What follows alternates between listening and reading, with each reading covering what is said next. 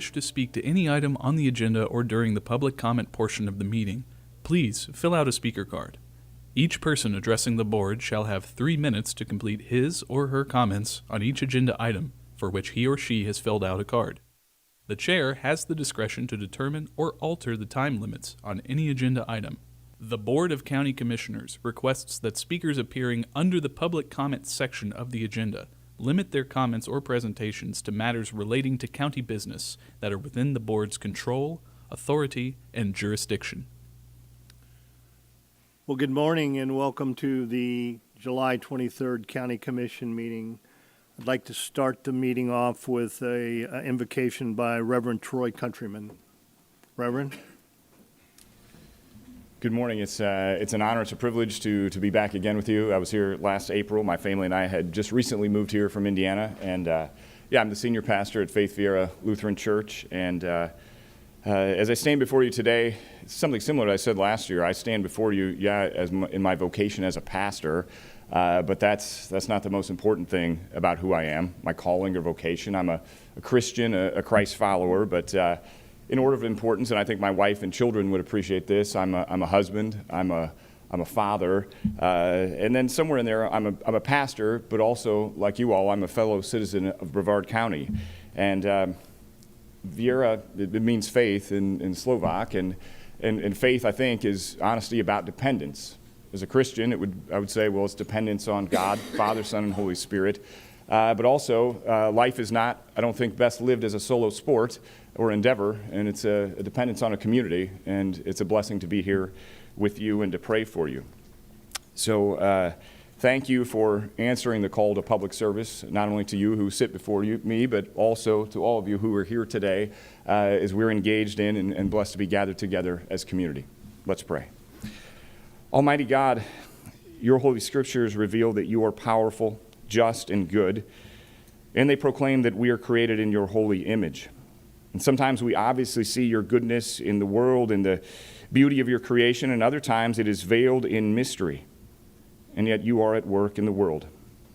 We're divided into nations and states and localities, and I pray as we gather today that you would guide these public servants as they seek to lead us well here in Brevard County. I pray for Frank and John, Rita, Jason, Rob, Tom, and Morris, as well as all those who are gathered here, that for the matters being presented and discussed, that you would bring honesty and openness to this place, clarity and wisdom, and grant them insight in the discussion and deliberation that follows. Help them as leaders to be just as you are just, and give them and all of us boldness and courage. Remind them not only of their accountability to their constituents, but also ultimately to you, but all of us as we're gathered together. Heavenly Father, I pray that their work, that our work, would promote the common good for all, and that as you've gathered us into this community in Brevard County, that we would be blessed to be a blessing. I pray these things in the holy and precious name of Jesus. Amen. Amen. Thank you. Thank you, sir. Stand for the pledge led by Commissioner Pritchett. To the flag of the United States of America and to the republic for which it stands, one nation under God, indivisible, with liberty and justice for all. Thank you. Can I have a motion to approve the minutes of the May 21st, 2024 regular meeting, please? So moved. There's a motion by Commissioner Goodson, seconded by Commissioner Tobias. Any discussion? Hearing no discussion, all in favor signify by saying aye. Aye. All opposed, nay. Motion carries. Do we have any resolutions, awards, or presentations? I don't believe so today. Okay. The consent agenda. I know that we have one of the people in the audience that wants to pull F7. Are there any other items that the commission would like to pull in regards to?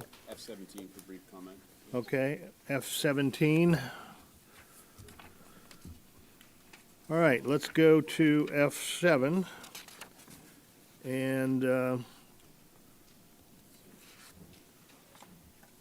who wants to take the lead on this in utility services? Ed, you coming up, brother?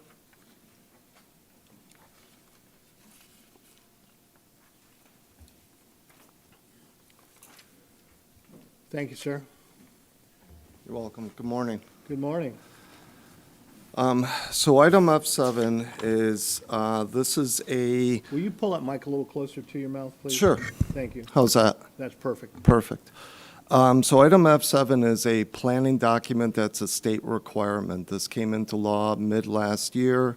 In the state law, they require that the draft of this be submitted in February, the final version in August. The intent of the law is, or the planning document is for communities that have, are within a B map that have point source or non-point source of greater than 20% nutrient loading, to provide a planning document to identify how, over a 10-year plus spectrum, how that could be addressed. Associated with that, they're looking for dollar amounts of what that could take. The state usually uses that number to figure out what future state appropriation and funding would be needed at a later year. Okay, thank you. Ms. Sullivan, you're up.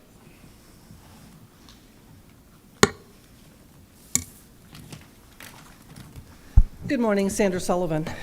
So this one quite surprised me. Good morning. So on one hand, one of the things I've come in here for many years and advocated for is when we were sold to save our lagoon tax, we were sold that part of it would be used for AWT upgrades. So this is in that direction. I was surprised to see the soil funding on multiple projects in here worth millions of dollars for obviously a vote that hasn't been taken today with regarding to the referendum. So that's kind of interesting, kind of like a foreshadowing of what is going to happen. Of interest to me in particular was the planned expansion of growth in Brevard. And for example, I want to just use an example here. Up in North Merritt Island, the federal lands and the state leased lands on the federal lands says proposed wastewater service area.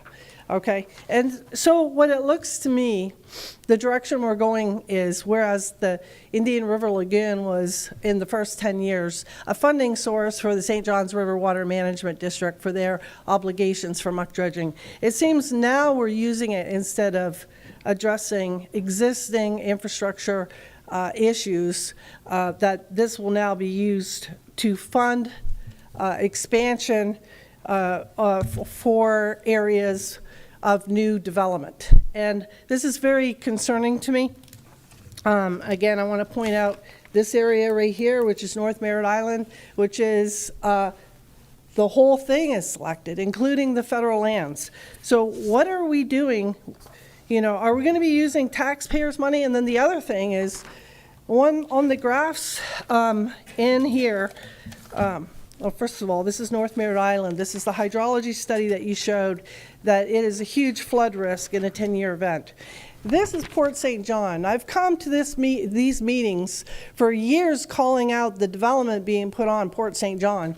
And as you see in 2024, that yellow line right there is above the capacity of the plant. The irresponsibility of the county commission to speak of, oh, we care about the lagoon. Meanwhile, you're packing on development on a sewage plant that is in excess of its capability.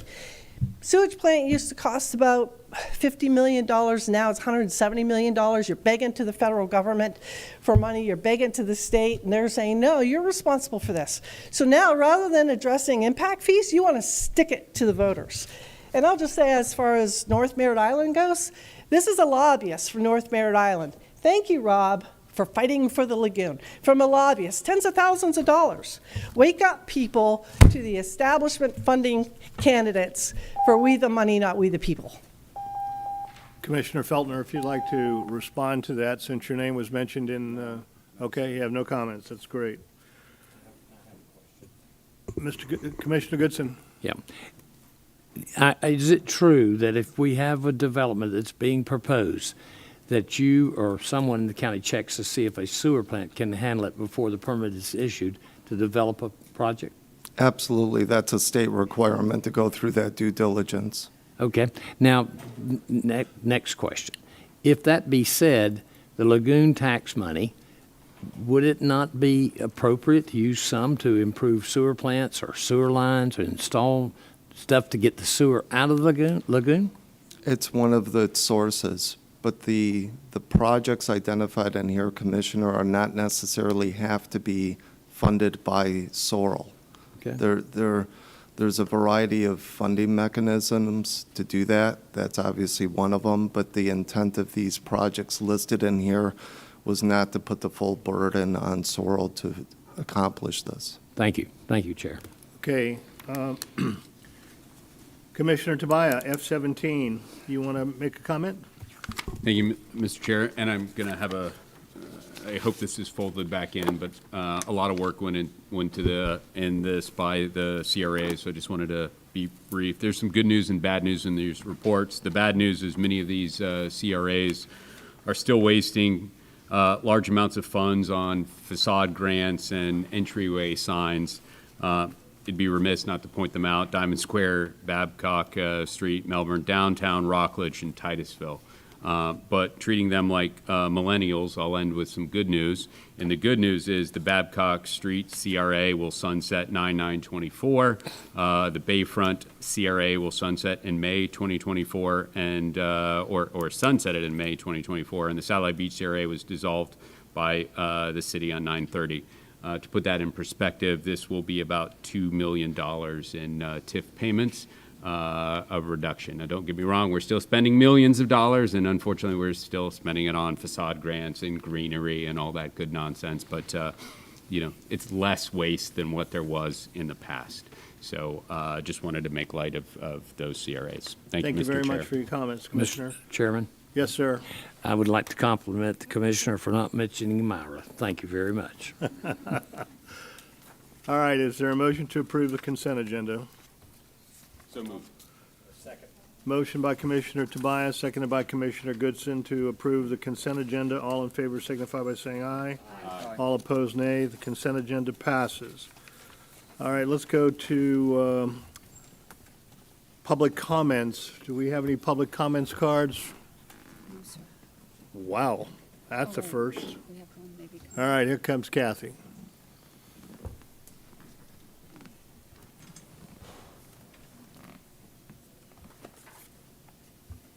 That's on item G, yes. Okay, Senator Sullivan. Okay, you can do that. Yeah, I mean, there's two different public comments areas, and she wants to go to, you okay with that? I'm learning. Okay, Yeah, yes, sir. I think you're the teacher. All right, H1, permission to participate and accept the U.S. Department, wait a second, I'm sorry, Christina Fleming.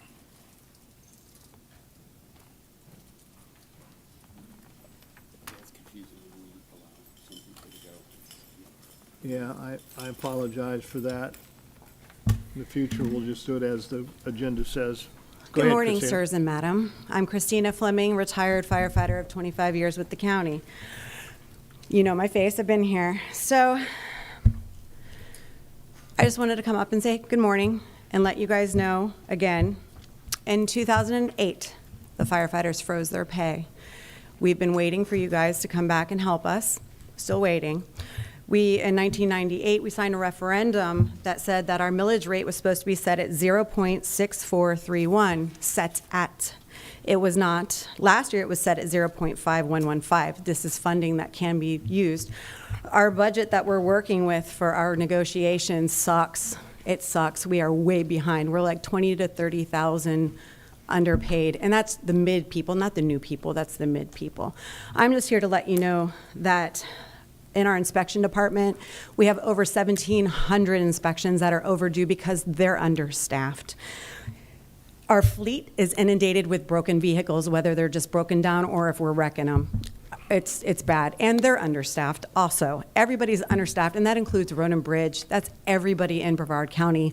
We need to find the funding. We need to budget for more, and That's just all I'm asking for you guys, is to talk to our chiefs, talk to our director, talk to the county manager. Maybe you guys can all really get together and increase that budget. The sheriff is asking for more money too because he's understaffed. It's bad, you guys, it's bad. And I just wanted to let you guys know, I know we sit here and we talk to you guys constantly and we're saying the same things over and over again, but sometimes you have to say them so that it gets in your brains, and we really need to work. We really need to work. So just to let you know, in the next 3 years, 189 firefighters with less than 4 years has the potential to leave without owing the county anything. We also have 79 firefighters with 23 years or more that can retire and leave you. That's 55% of your fire department that can leave and probably will. 55%. So where does that leave the rest of us that are still working?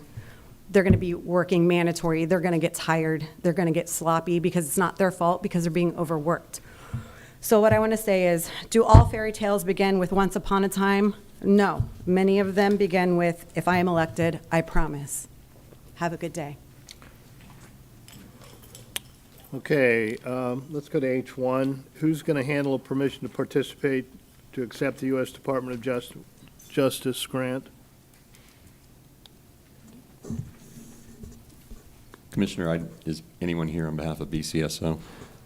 This is a request by the Sheriff's Office in order to participate in grant funding through the Department of Justice Edward Byrne Memorial Justice Assistance Grant. This particular grant award anticipated for the upcoming years in the amount of $165,078. And what this grant goes toward is to provide coordinated transportation of arrestees to the county jail. By the sheriff taking on that, it allows law enforcement agencies, particularly municipalities that are located remotely from the jail complex, the ability to have those arrestees picked up by the sheriff's office, and that doesn't take the law enforcement officers off the streets in their local communities while they make that drive up there. Okay, Commissioner Tobias, you got a comment? I'm just going to make a motion to approve unless one of the two deputies here want to make comment on it. I'll second. It's a motion to approve by Commissioner Tobias, seconded by Commissioner Feltner. Any discussion? Hearing no discussion. All in favor signify by saying aye. Aye. All opposed, nay. Motion carries. We're going to get you a nice vehicle to take all those people up to Sharp, so don't worry about it.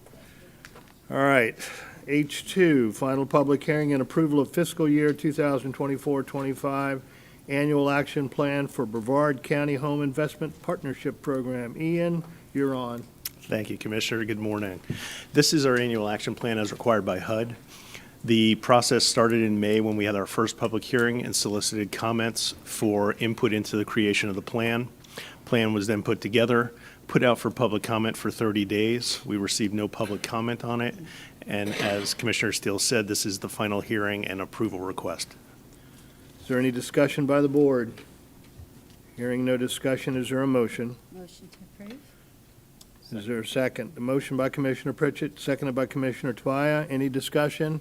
Hearing no discussion, all in favor signify by saying aye. Aye. All opposed, nay. The motion carries. All right, petition to vacate. Mark, how are you feeling today? You okay? Good, sir. Thank you. Good. Good morning. This is a petition to vacate a public utility and drainage easement, 1000 Royal Oak Court. The petitioner is requesting the vacate to allow for an existing pool to be enclosed with a screen. We've received no objections. Make a Okay, motion to approve. There's a motion to approve by Commissioner Feltner. Is there a second? Second.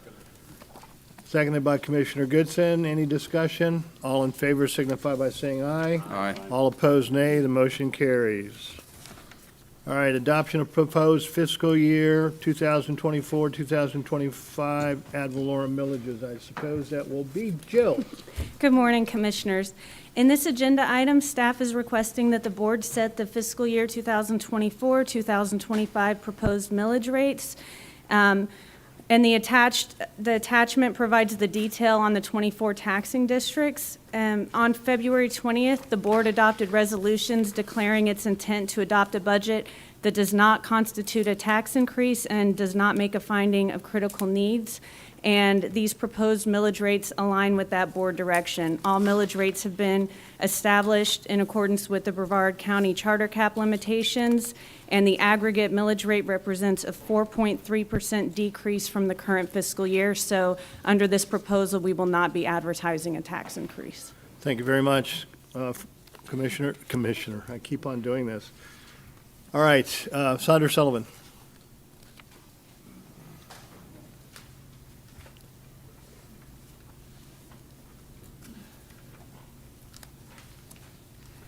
Good morning, Sandra Sullivan.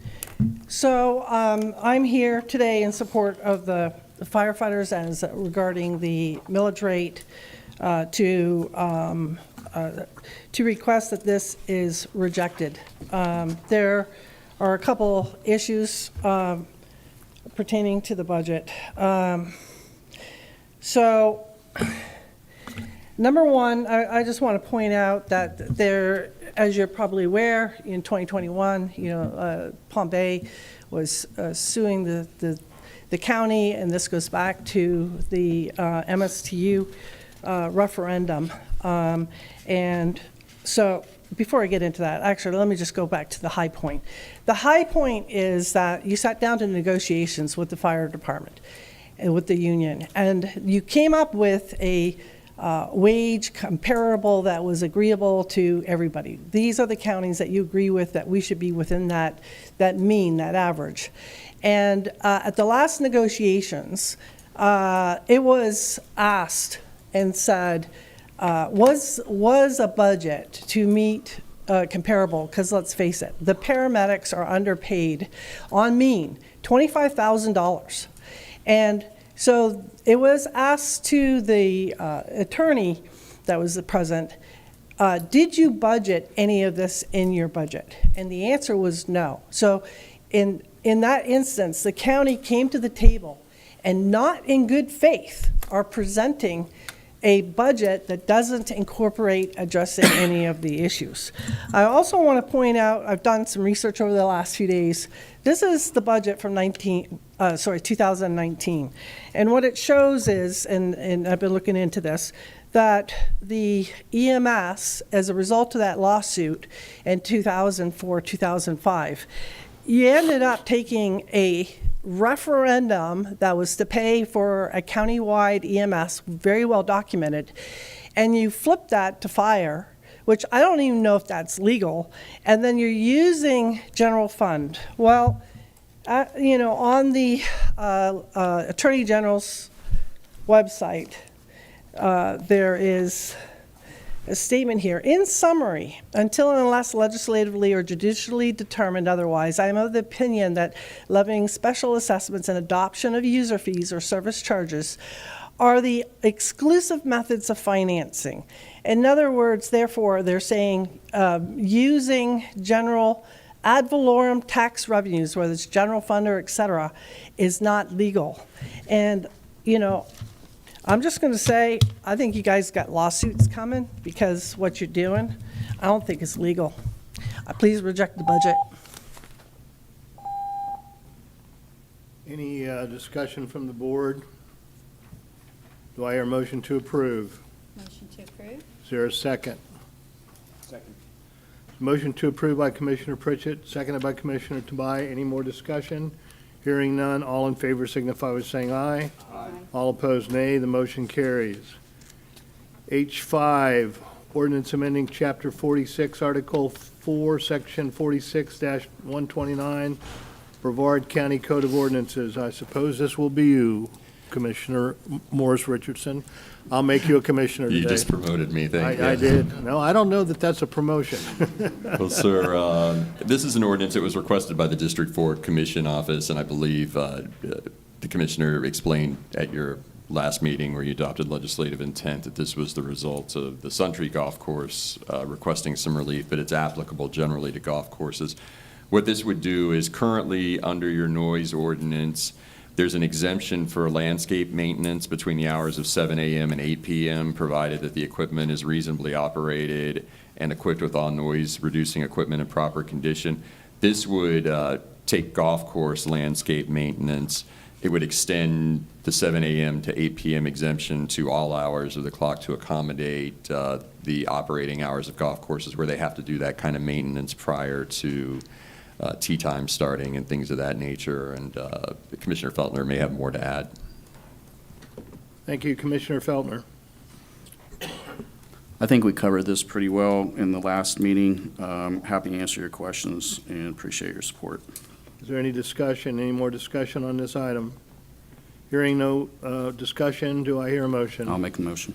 Motion by Commissioner Feltner, is there a second? Second. Seconded by Commissioner Pritchett. No more discussion. All in favor signify by saying aye. Aye. All opposed, nay. Nay. Okay, motion carries. Let's go to unfinished business. Commissioner Steele, may I Yes. just make one comment on that item, please, sir? Absolutely. A volunteer from a local high school, West Shore, junior, senior high school, working in my office this summer, wrote that ordinance for the commissioner and did great work under the guidance of Chris Riley in my office. Her name's Elena Kanicki, so I just wanted to thank her for her good work on that. Point of order here. Yes. This is completely unfair that the county attorney is now pointing out my no vote was against a volunteer It was. high schooler. It was. What the heck? That It is was. a terrible move. It's part of the record now until forever. Oh, my goodness. Is Elena here? She could not be here today. Okay, well, make sure you thank her and Because she's in make sure we college. punish Commissioner Tobias. Okay, I don't know how, we're going to make you mow the golf course. You're in trouble now. You want to reconsider? No. All right, let's go to unfinished business. I-1, resolution calling for a referendum on economic development, ad valorem tax abatement. Karen, how are you? Doing great, thank you. Good.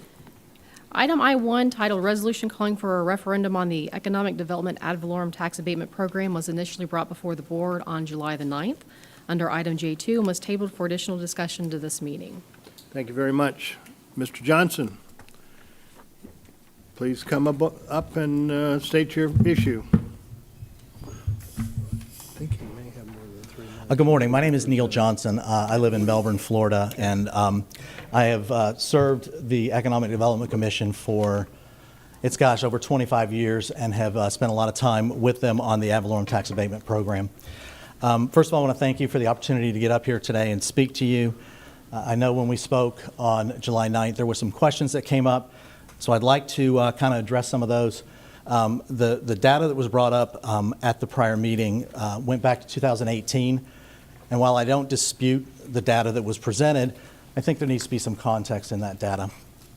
What it doesn't reflect is the fact that shortly after that 2018 year, we went into a pandemic. And during that pandemic, all activity slowed down or came to a stop. Relocation activity slowed down.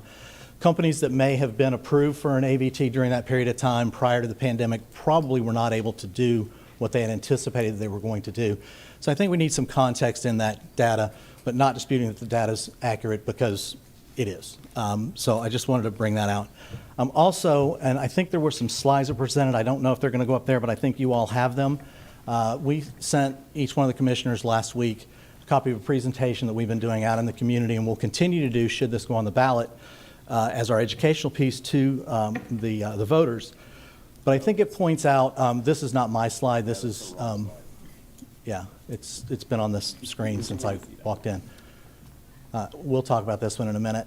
Can we go to the other slides, if we have them? Okay. So there you go. Thank you. We commissioned with Florida Institute of Technology under the direction of Dr. Abram Walton. Some of his graduate students did a research study for us on the ad valorem tax abatement program because we felt like we knew that it was successful, but we really wanted to get some independent research and some data that supported or did not support that position. There was no preconceived idea when they went into it. What you're seeing up here is from 2005 through 2023, and I think it's important to note that these are just companies that received an ad valorem tax abatement. So if a company came here and did not receive an abatement because they didn't apply for it or for whatever reason, it is not included in any of the numbers that are on these slides. But you can see the total number of jobs during that period of time. And it's important to talk about that 2005 and shortly thereafter was a very difficult time in our community, and I think the fact that we had something that encouraged people to come here was helpful in mitigating. $18.4 million in taxes that were abated, again, just for companies that use the abatement. But those companies also paid $83.8 million in total taxes, so I believe we have a good return on the investment. And then you look at the total wages, $4.43 billion, and then it breaks down direct, indirect, and induced. Can we go to the next slide, please?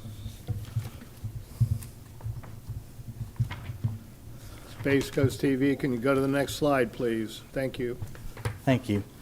This one just shows that for every dollar that was abated, we received $4.82 in taxes that were actually paid.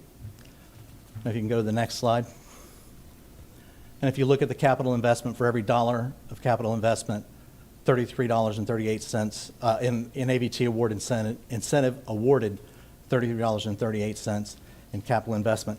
I think it's important to point out that the numbers that you see about taxes that were abated and taxes were paid actually come from tax bills from the public record within Brevard County. So my reason for being here today is, in my opinion, I believe that the voters should be the ones that decide on whether we continue this or not. I think it's an important tool for us to have in our tool belt. We just saw recently where SpaceX had an issue. Fortunately, it was a California issue, but they were shut down for a period of time. And I think it just shows that anything can happen, and when it does, we need to be prepared to try to continue to grow our economy with every tool available, and I believe the voters should have the opportunity to decide that. Thank you. Thank you. Commissioner Tobias. Thank you, Mr. Chair. And I want to thank Mr. Johnson for calling up and sending over the study, which we'll get to. And I critically went through this as much as I could, given what was presented. And I had a whole list of questions, but I'm just going to boil this down to two because, in fairness, you know, there were just 3 slides put up there. And you pointed out on page 14 of the Walton report, there's a calculation of 4,523 jobs. I tried to replicate that number and just did that with all of the applications that were approved, the jobs promised, if you add them up. So my question is, as you know, you don't dispute that in the last 6 years, there's literally been hundreds of jobs that were promised, yet not delivered. So my question is, did you subtract, and I know the answer to this, did you subtract the jobs that were not delivered from that 4,523? It is my understanding, I have Edgar here from the EDC in case there's a question I'm not 100% sure on, but may he come forward, Mr. Chair? Sure, absolutely. Okay. Good morning, Mr. Chair. Edgar Campo-Palafox with the Economic Development Commission. The numbers that we're including in that study just includes the applications from the companies that came forward. And so Edgar, I'm sorry, it was a yes/no question. Again, as Mr. Johnson said, the data that was presented by me last meeting was correct. I said there were hundreds of jobs that were promised and not delivered. Did those jobs that didn't materialize for one reason or another, were they subtracted from this number? The number are for active applications in the program. If they were kicked out of the program, they're not included. Okay, so I'm thinking that your answer is no. Again, if a company has not delivered and kicked out of the program, they're not included in that total. So to think about the application, you have a company coming forward, and they promise a specific number of jobs. Though if they don't deliver in their time, they're kicked out of the program. So. Okay, Commissioner Tobias. Yeah. I had staff add them up, and they added up to that exact number, 4,523.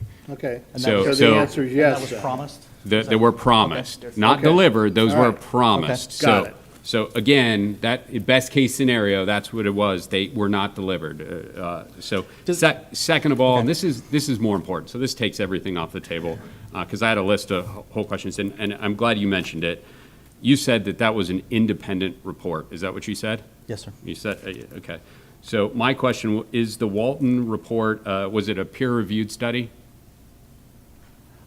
I would have to ask Dr. Walton that question, but my understanding is that they did have subject matter experts that were consulted in the in putting it together. Peer-reviewed is the academic understand. basis. Yeah, I cannot answer if it was peer-reviewed or not, but I can certainly get that answer for you. Sir. Okay, and I'm going to pass this out. I'll give you a copy here because I thought you might use this. I pulled up Abram Walton. Here, I'd like to, if you don't mind, here's his bio.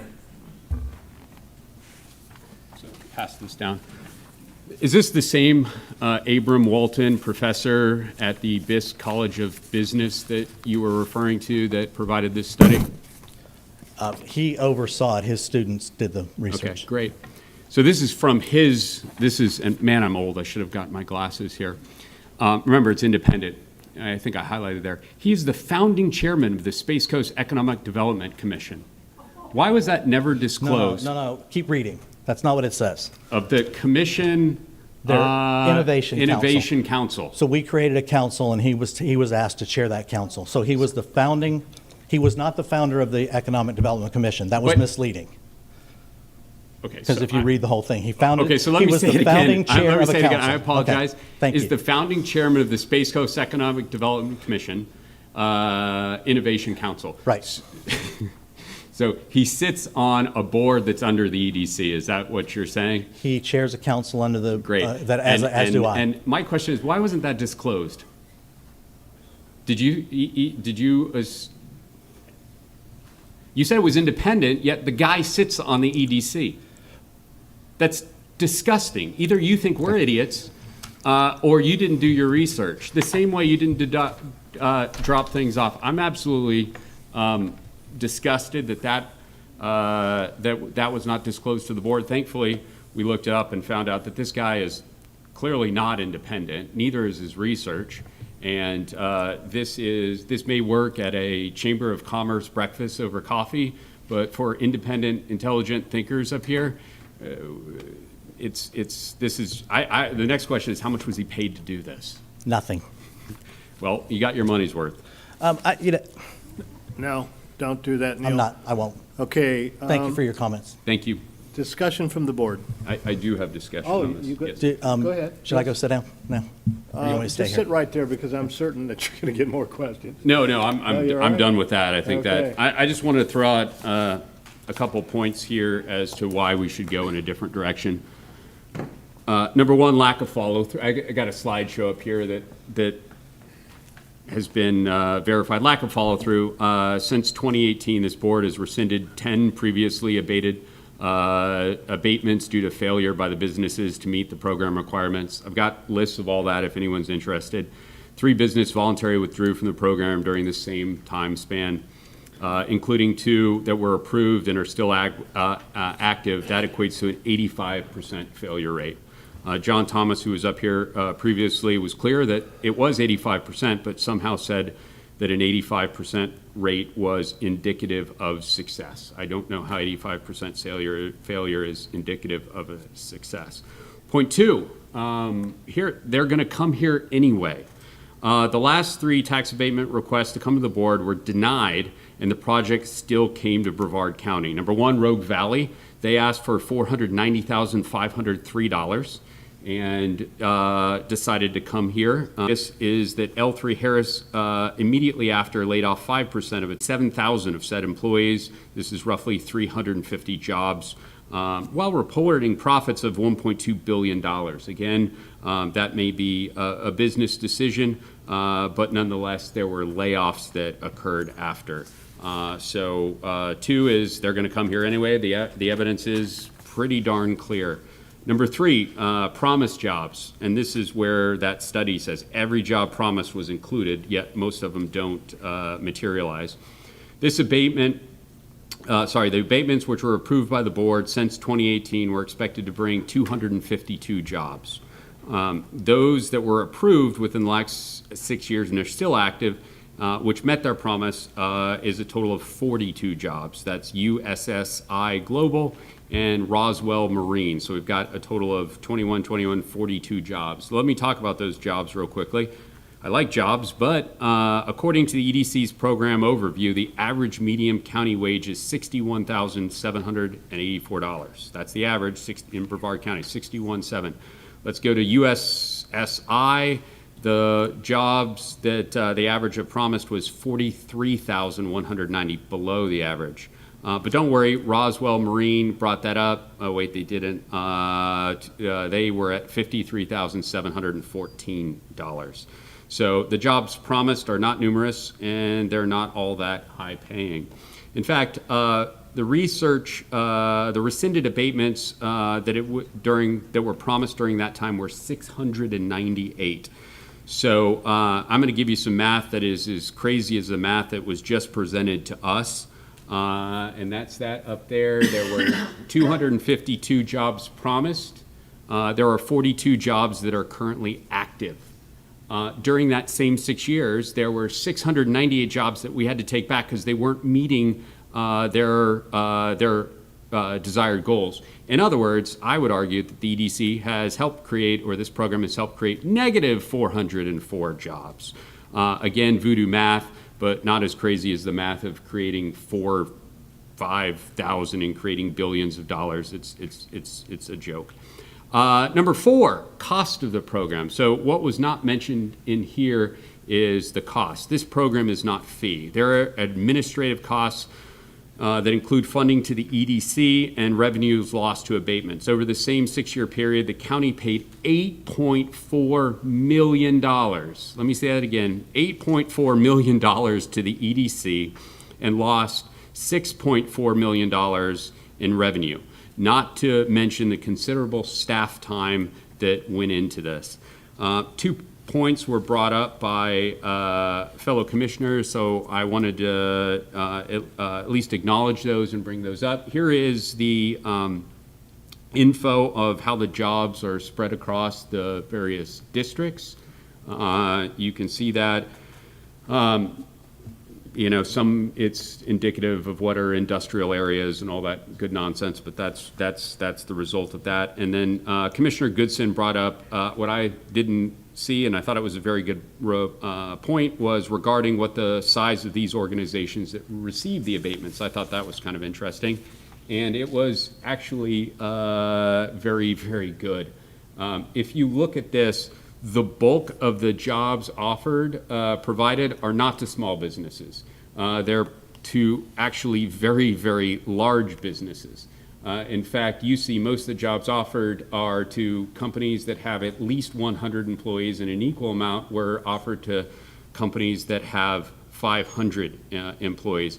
In fact, if you take the average abatement that was provided, it was to a company that had more than 36,000 employees. So the average abatement goes to a company that has 36,000 employees. These are not, let me repeat again, small businesses.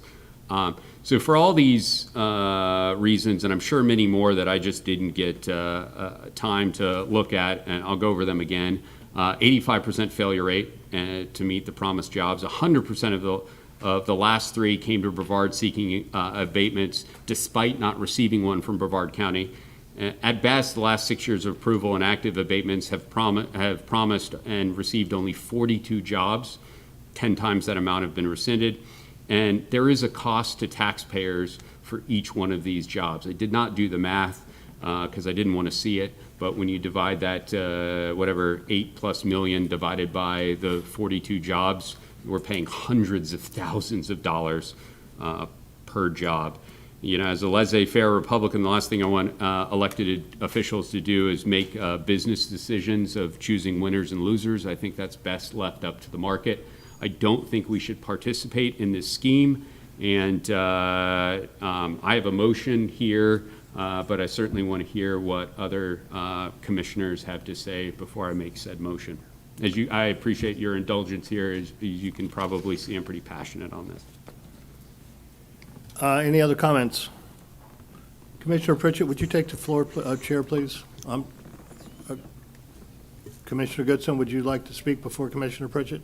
Yes. Okay, go ahead, sir. If she doesn't mind. No, she is going to take the chair, and I was going to speak after that, but go ahead. Now, are we is it fair that we sit up here and make decisions for the voters? Are we that smart, or should the voters have the right to vote for this? That would be my only comment. You know, I understand Commissioner Tobias' comments, and they are extremely sad and gut-wrenching. But how long can, Commissioner Tobias, how long is the EDC, this has been on the ballot 10 years ago, correct? Yeah, Okay. Mr. Chair? Yes, sir, go Yes, ahead. and there was one 10 years previous to that. prior to And, that. and, you know, on that, and I was gonna go over this data. I mean, it goes back 10 years. So what I did is looked at, well, if you're gonna go back 10 years, I'm gonna go back even further. And I looked at our largest employers out there and those would be Health First, Harris, and Northrop Grumman. Health First with over 9,500 employees, one being that of my brother. No abatements were given to Health First when they, we go back even further. Remember, the argument of the EDC is you need to look back further, so I did. Harris Corporation, 7,200 jobs. They built their headquarters in Melbourne in 1978. No abatements. Northrop Grumman, 4,700 employees. Grumman established in Brevard in the 60s, merged with Northrop in 1994. No abatements at the time. So companies came here long before. Companies are coming here now. I know this sounds all good, but the reality of the situation, it's bad for taxpayers, in my opinion. Okay. Chair? Yes, sir, go ahead. Can I ask you gentlemen to comment on Mr. Tobias' comment about no small businesses got abatements? Or was that your comment? No, my comment was the average one that received it has 36,738 employees. That would not be small. I don't think, I would not consider that a small. Can you comment on it, sir? Well, I think you need some context, and I agree, that is not small. I think anybody that would say that we'd have to have them tested for something. We have a set of guidelines that are statutory that we have to go by when we review these tax abatements. The minimum number of jobs created is 10. And based on our research, about 15% of the companies that received an abatement were for that number of jobs. And then it goes up from there. About 65% were 50 jobs or less. Now, these are jobs promised, so it could have been the larger companies. But I think what we fail to recognize is that when a large company does come in, and again, our guidelines are pretty strict. The average wage that you mentioned, that's set by the state, and that's this year's average wage. That wasn't the average wage in 2018. But when a company relocates here, it creates other jobs, and those jobs are generally small businesses, vendors, suppliers, and then the induced jobs we talked about, the restaurants. So we believe that when we do incent a company to come here, and they do, it does filter down to small business. Now, we're always open to more suggestions on how to do that better, but that's the answer to that question, sir. Okay. Mr. Chair, one more, please. Go ahead. Can you tell me then, in your organization, if I wanted to join, what do you charge small businesses to join? Or do you even allow them? Because at one time, you raised the fee so high that a guy who runs a lawn service might want to be in it and has 2 employees. But I would assume, it takes too much time to take care of a small business, so you go after the big fish. But tell me, what is the rates that you charge to be a member of the EDC? You don't know? I don't think either one of us have that information at the top of our head. Okay. Sorry. But It'd be I interesting to think know. you would probably be right. A 2-person lawn service probably would not. But if he was a member and you raised the rate here and he couldn't afford it because it took too much time to take care of him and you only wanted the big corporations, I don't agree with that, but I hear you. And I appreciate the input, and we'll take that under consideration. Could I make a comment on that? Is the question, do they have a number of small businesses that make up the EDC? I don't think so. It depends on how you qualify small. I mean, how many businesses do you have that have under 15 employees? Neil, you've been there a long time. I would say yes. I mean, we have Artemis IT as a member. I would say that they are, based on number of employees, considered a small business. I think you told me we have a painting company that's How many employees do you have, Neil? I have none. I have 0 employees. But I work for U.S. Bank, so Okay. That's kind of a. But Okay, you finished? Commissioner Pritchett, would you take the chair, please? Would you like me to speak before you do, though? You want to speak? Go ahead. Yes, ma'am, please. Absolutely. This has always been a hot, if one of y'all want to come up, Edgar or Mr. Johnson, it'd be great. This is always a hot topic when we're talking about economic development. And you already said what you did for your occupation. You work at a bank, sir? I work for U.S. Bank. I do mortgages. Yes, ma'am. Okay. Do you get any money for serving on the EDC board? No, ma'am. Okay. You know, I'm trying to weigh all this and think through. I don't think the whole time that I've ever been working in government, I've ever voted against any economic development incentives or any projects that we've done to try to further the economy and the community or increase population or keep our grandchildren from moving up north during crisis. Thank you for that. Yes, sir. Thank you. So this is always a heated topic, and thank you for withstanding it. Commissioner Tobias does a great job for drilling through it. He always brings good data, but you're doing a good job on this. Thank you, sir. So thank you. When I'm kicking through these ideas, and I've lived here a long time. I'm the old girl. Well, I guess I'm not the old girl on the commission anymore, but.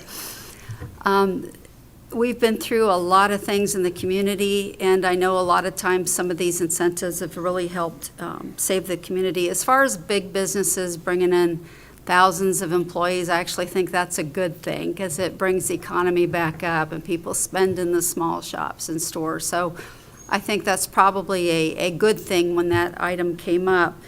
So, and also when you bring in new businesses and industry, we don't pass the same dollar around the community. We start bringing dollars in from other parts of the country. And so I've got to say, you know, and all this stuff that's coming up right now, the political environment, I am not enjoying at all. You kind of find out where people land at this moment by how they respond to things. But I am going to support this today. And I'm going to support it because it is going to go on the ballot. And I'm going to tell you my primary reason for supporting it is because I know Linda Weatherman is still very involved in this, and I trust her. I've watched her for years, and she works very, very hard for this community. And this is going to win because of her heart. I don't know where you're going to be in the next 10 years when you try to do this again, because I imagine me and Linda are going to be long gone by then from being in government. I hope I am too. Oh. So that's just what I wanted to say today. But Commissioner Tobias brought up some good points. And so I think it's up to everybody who's going to be involved in determining where these dollars go to make sure they're really paying attention so that we do not waste $1 of people's funds when they're investing it and trusting you to make decisions over their money. Yes, ma'am. You have the chair, Commissioner Pritchett. Thank you. I'm going to speak then. Sandra, did you put a card out? You want to talk after that? Okay. Well, thank you very much. This is a big issue to me. And I cannot dispute anything Commissioner Tobias said. He's absolutely correct, and I applaud him for the research that he's done, and I believe it. Here's my problem, and it's very simple. How many people were around during the Challenger explosion? Lots of people that were here, and what happened to us after the Challenger explosion was devastating.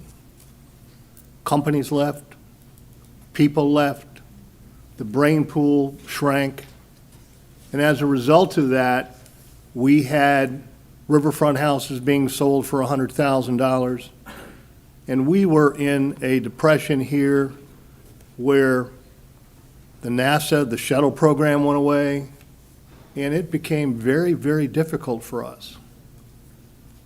Just last week, something happened that could have turned around the economy when former President Trump potentially got assassinated. Very, very difficult times that we're in. And I'm going to assure you that there's going to be more of those. And Brevard County needs to be prepared for that. So two things that I want to address real quickly, and that is that Commissioner Goodson with his small company thing is a very interesting thing, and it's a needed thing. but you can apply for a tax abatement if you're going to bring 10 employees in. So it's not because we're not going to try to help small businesses. It's because they really aren't applying or maybe not know about the business or know about the tax abatement program. So that's up to them. Now, there is an argument that's been true lately, and that's because right now we're in the most robust time that we've ever been at. We are booming. We have thousands of jobs at the Space Center. We have thousands of jobs all over. The aerospace companies are absolutely kicking butt, and we are solid. So people are coming here because everything's good. The insurance policy that I want for Brevard County and for the people of this county is what happens when things turn around and go bad. And I will guarantee you, if we don't have an incentive program, these companies will go to the states that have the incentive program, and we will not be in a good position. So as much as I understand Commissioner Tobias' logic, which is excellent, and I think what's happening is that we're having some people participate in a program that has not been working correctly, so it hasn't been extremely successful lately. But over the years, it's happened pretty well. So I'm asking you to let the people decide on this, not the Board of County Commissioners here. I'm asking everybody that's on this board today to let this go to a referendum and go from there. So that's all I have. Sandra Sullivan, you have comments? Commissioner Tobias, would you like to speak again after Sandra does? Yeah. Absolutely. I'd like to speak too. but Okay, after- absolutely, sir, no problem. Sandra Sullivan. So, first of all, selling fear, we're in robust times. We can bring this forward when the economy change, should it change, is not needed now. Right now, your house is falling down. Right now, the last meeting that this came up, we had a room full of yellow shirts, filled, the room, standing room only. And you can't pay your firefighters a fair wage, but you want to give abatements to the rich companies. This stinks. This feels like the hashtag We the Money referendum. It's a abatement for special interests. It's time to take care of your house. It's time to take care of your falling down roof, your roads, $800 million deficit on capacity needs that you have no way to fund at this time. How about sewage plants? How about Port St. John? $170 million begging to the federal government and the state with lobbying trips up to Washington, D.C. Take care of your house. Now's not the time to give special interests tax breaks when you can't meet your commitments to public safety. Shameful. And I just want to say, here we have a chair that is championing this, who sat on the EDC, as I remember, who is a lobbyist, and I question whether he should recuse himself.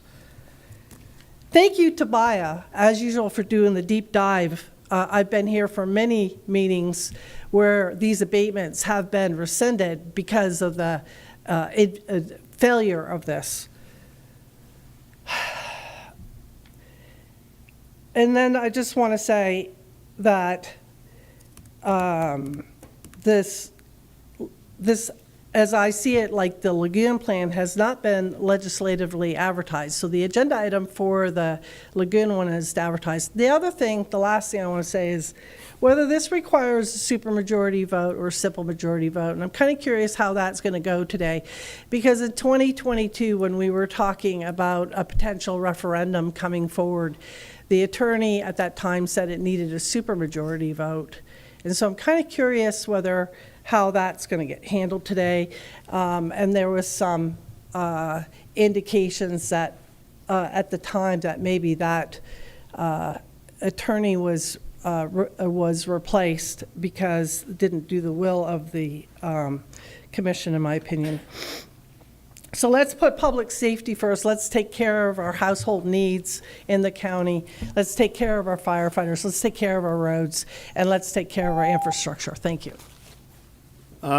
Morris, this does not require a majority vote, does it, or four votes, does it not? No, this just requires a simple majority vote of the Board of County Okay. Commissioners to place it before the voters. Okay, thank you so much. I believe Commissioner Tobias had his light on first, and then Commissioner Goodson wanted to speak. Commissioner Tobias.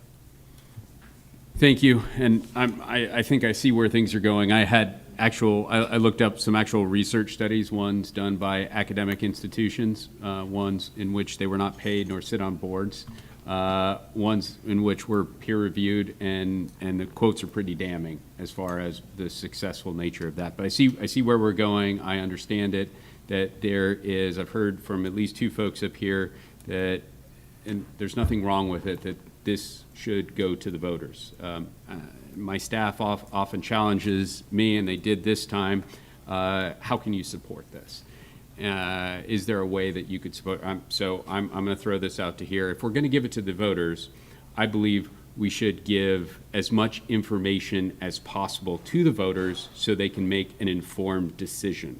Now, I don't want them to listen to me go on and all that good nonsense. And there are certain parameters about how the ballot language must be crafted, number of words and leading and all that good nonsense. So I consulted with Morris, and I just have a little addition to, because I think the motion would probably include the exact same language that was there before.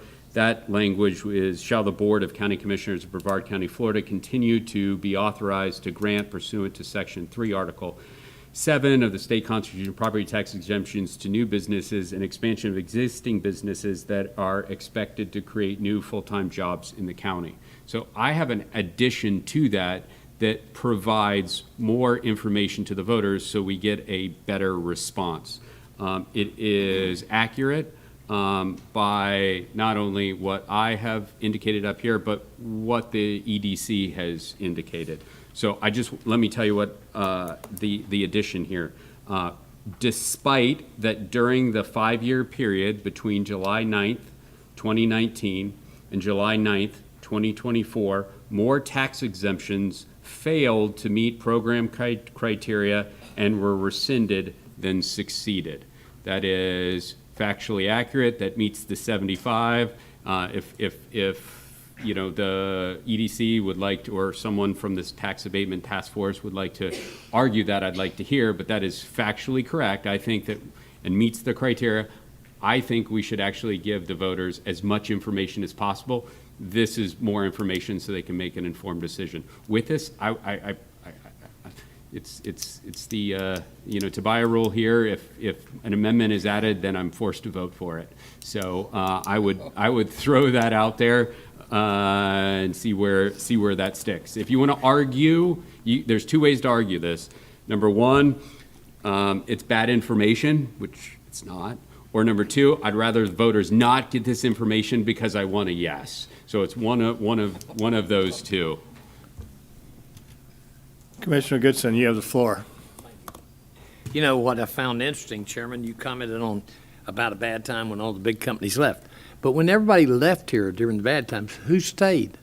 The small businessman. He stayed. He survived. He paid his taxes. You know, he paid the county. And to come down here and fight John Tobias to ask for 2 more jobs, you're out of your mind. I wouldn't come down here. You commented that small businesses should come down here to get an abatement, didn't you?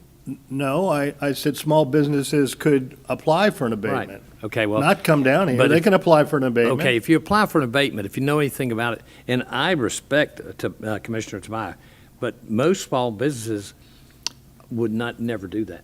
They don't have time. I do agree if you're going to give it to the public, and that's why I will vote to give it to the public and let them decide. Then, if you come back and approve it 63%, you made the decision. That's the way it should be, in my opinion, like it or not. And you should give them as much information to make a good decision as they can. Okay. Is there any more discussion from the board? Is there a motion? Oh, did you want to say something else? Yeah. Absolutely, go ahead, please. Quick question. I read the ballot language, and it makes sense to me, but would it be better information for the public if we put a minimum amount of jobs that it would be creating? So maybe so like if you're saying 10 or more jobs, maybe we should put in there, expect it to create at least 10 more new jobs. I don't know, I'm just. I mean, that is the requirement, so I don't think it would be, there would be any reason that you couldn't put that in there. The ballot language that we use is pretty much exactly what we've used. There was a comment made earlier, how long has this been going on? This first was voted on by the voters in 1994. I just want to be clear how long we've actually had the abatement. But the ballot language as it sits right now is exactly what we've used before and has been approved. I think the county attorney's reviewed it. Is that correct?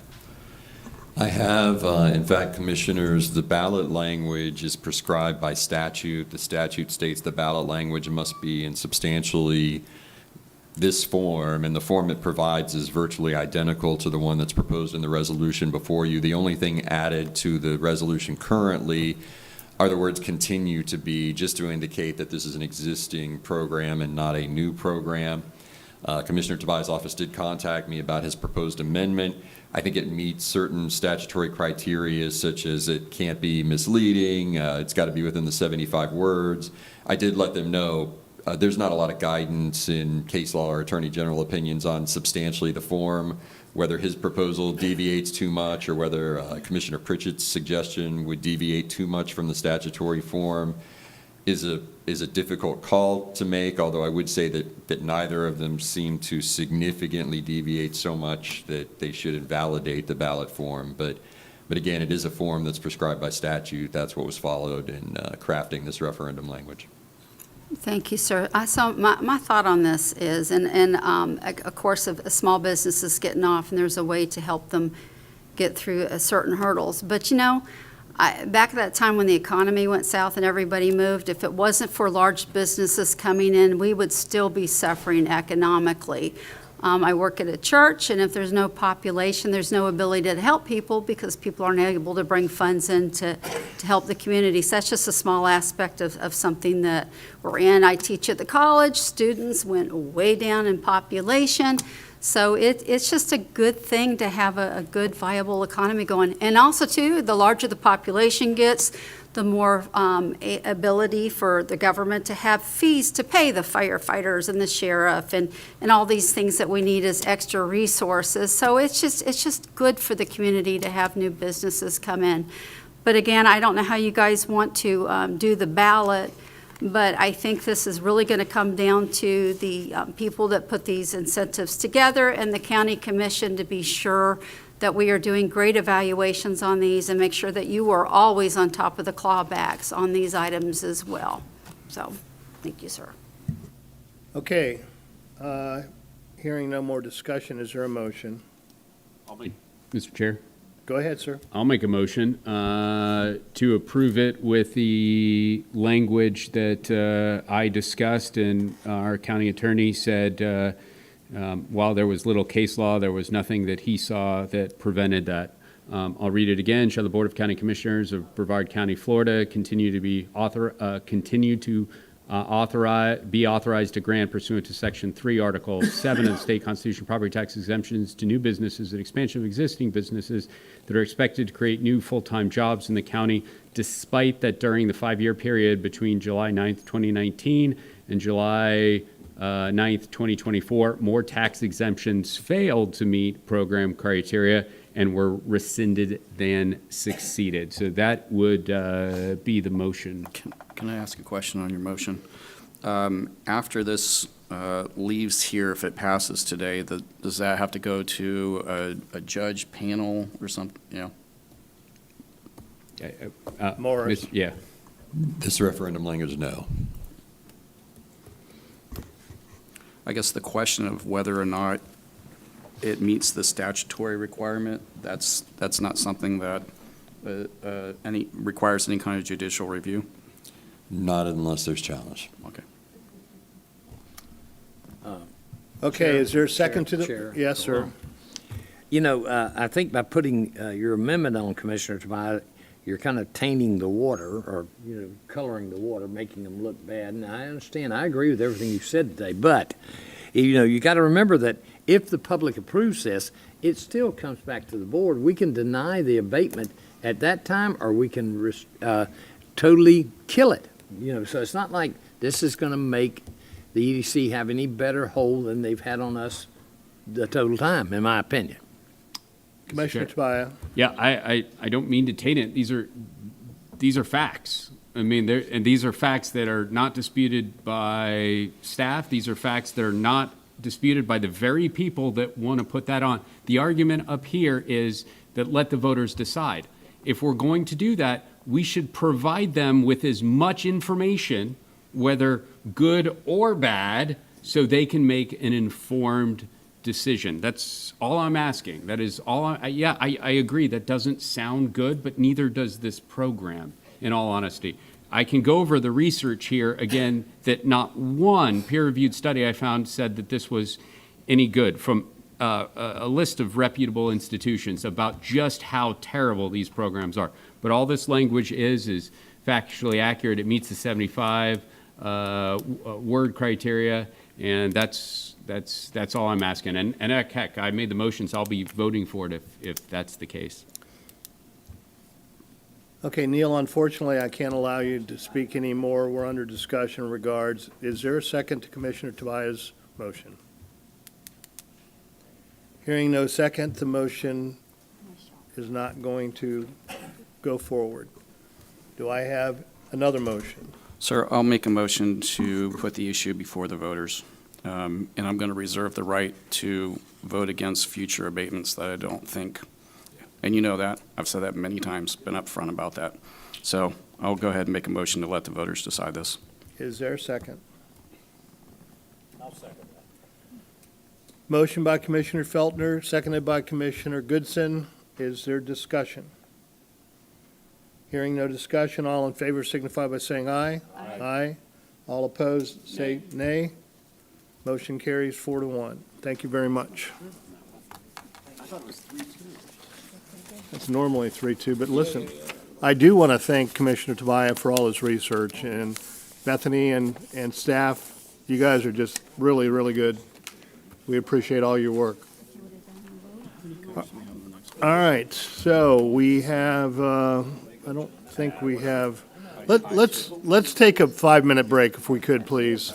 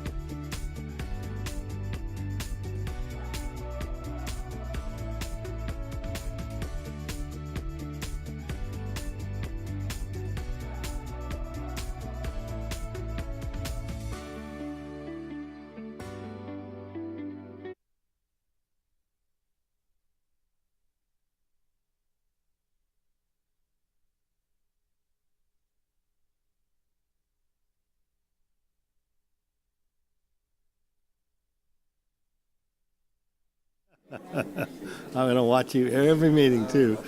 It'll be fun. Seems like you have All right. house in France. Might you go there? You can come with us. You can come with us. You know what? I'm going to take you up on it. Well, good. I'm glad. Oh, good. Okay. Let us know when you're ready. So we are on I-2, I believe. Resolution calling for a referendum election regarding a non-ad valorem special assessment for road paving in Canaveral Groves. Mr. Chair, if I may, on April 24 at your regular meeting, you directed that I prepare a resolution calling for a local referendum election to determine if a non-ad valorem special assessment should be levied to fund the paving of certain itemized county-maintained roads in Canaveral Groves. The board also directed staff to estimate the cost of the road paving project and evaluate financial options and approximate the amount of the assessment on the benefited properties. Keith Albert from the District 1 Commission Office did a lot of good and hard work on this, and our staff sharpened their pencils and came up with the best estimate possible for what would be a long-term project to pave those unfinished roads. Based on the currently available preliminary cost estimates and assuming 20-year financing at the rate of 4%, which was a number arrived at by our budget director, Jill Hayes, and our financial advisor, the annual per parcel assessment, if ultimately the board adopts this and if it was apportioned that way, is projected to be approximately $1,500 per parcel per year over 20 years. That math works out to $30,000 over the 20-year period. That is the best and lowest estimate we could get for this very extensive project to pave all those unpaved roads that were listed. Ultimately, if we put this to the voters and you have in both your agenda report and the resolution the language that would appear on the ballot, if they approve it, it would still have to come back to this board for compliance with the statutory requirements and ordinance requirements to adopt a non-ad valorem special assessment so that it appears on the tax bill. This doesn't tie the hands of a future board. Even if the voters approve it, the board will still have discretion in both whether it's adopted and how to apportion it. This is just a projection of what it might look like if you get that voter approval and if future board, and it would have to, the cycle would start next year, all the steps that need to be done to comply with the statutory process. And I'm happy to answer any legal questions. I see Keith's over there and he can probably answer a lot of questions about which roads and how they were selected, and I'm sure Commissioner Pritchett can as well. Thank you. Keith, do you have any comments? Yeah, no problem. No comment. Do you have any comments? No. And I probably should have said, sir, this is just going to go to those voters who are both going to directly benefit from the project and be directly affected, the ones who are going to pay for it. Nobody who doesn't reside in that area that's going to be benefited is going to have a say in this election. And Keith has worked with the supervisor of elections to provide that sub-area within precinct 102 that would be impacted by this. Which is I-2. Right. Thank you. Okay, thank you. Sandra Sullivan. Is that what you wanted? Okay. I thought we were putting her card. I lose her card all the time. Yeah. Sandra won't let us forget her card, trust me. Good morning. Yeah, I keep waving mine just to make sure it's not missed. Thank you. Good morning. So this is from the agenda packet. And first of all, says the referendum area right here. The pink are the unpaved roads here. You see there's one over here called Assage, which I want to pay attention to. This referendum area per this map shows both paved and unpaved roads. Now, I will make a point that this is an increase in taxation. This is the property appraisers. They already pay a road and bridge MSTU. That's supposed to gradually over years, you do projects over time. So let's look at the last commission meeting, okay? There was money already from TIF allocated for paving and design and whatnot for some of these roads, and it was given back to general fund, which kind of is a question mark, why? So then we get to a meeting from May 23rd, which has to do with a development called the District 1 Commissioner refers to as the Brightline development, which is putting a road through this community, through Assage and the other road to Grissom. And then we have a legal document, a stipulated court order from a lawsuit from 2007 that says for Osage and Angelica or a different route, the county gets to decide. And the entity agrees to pay all of the county's reasonable costs in acquiring lands or interests and the cost of constructing a public road access over the land and right away. So et cetera, they're responsible for the costs. So essentially, my question here is this being done since the road area is going, Osage is one of them. Is this being done to basically supplement in some way the developer? Has the developer been incurred or charged for any of the costs with this study that was done for putting in this, or the cost of putting in this right away, or the expansion of Osage and Angelica and these costs? And I'm just wondering if that's budgeted in, and of course there's going to be records requests. But the bottom line I just want to say is, it's election time, and District 1 is running for tax collector and said, winning an election shouldn't be a lifetime appointment. We're all tired of paying higher taxes. Okay, This hold on, is higher hold on, taxes. hold on, please, just for a second, Sandra. You'll have your time to comment on what her, I understand. I'm not campaigning. No, she's not running for anything. I'm not running for anything. Hold on, stop, both of you, please. It's my time. You Yeah. just used up my time. Okay, well, You interrupt people when they're on public comment. excuse me, Sandra, when you break the rules of the, okay, well, you know what? I don't know why you have to speak on every issue, okay? So. Nobody, obviously, nobody up here understands anything, and you're the brilliant expert on everything, aren't you? Thank you so much for your speeches. Now, you mentioned Commissioner Pritchett in your comments. Commissioner Pritchett, please.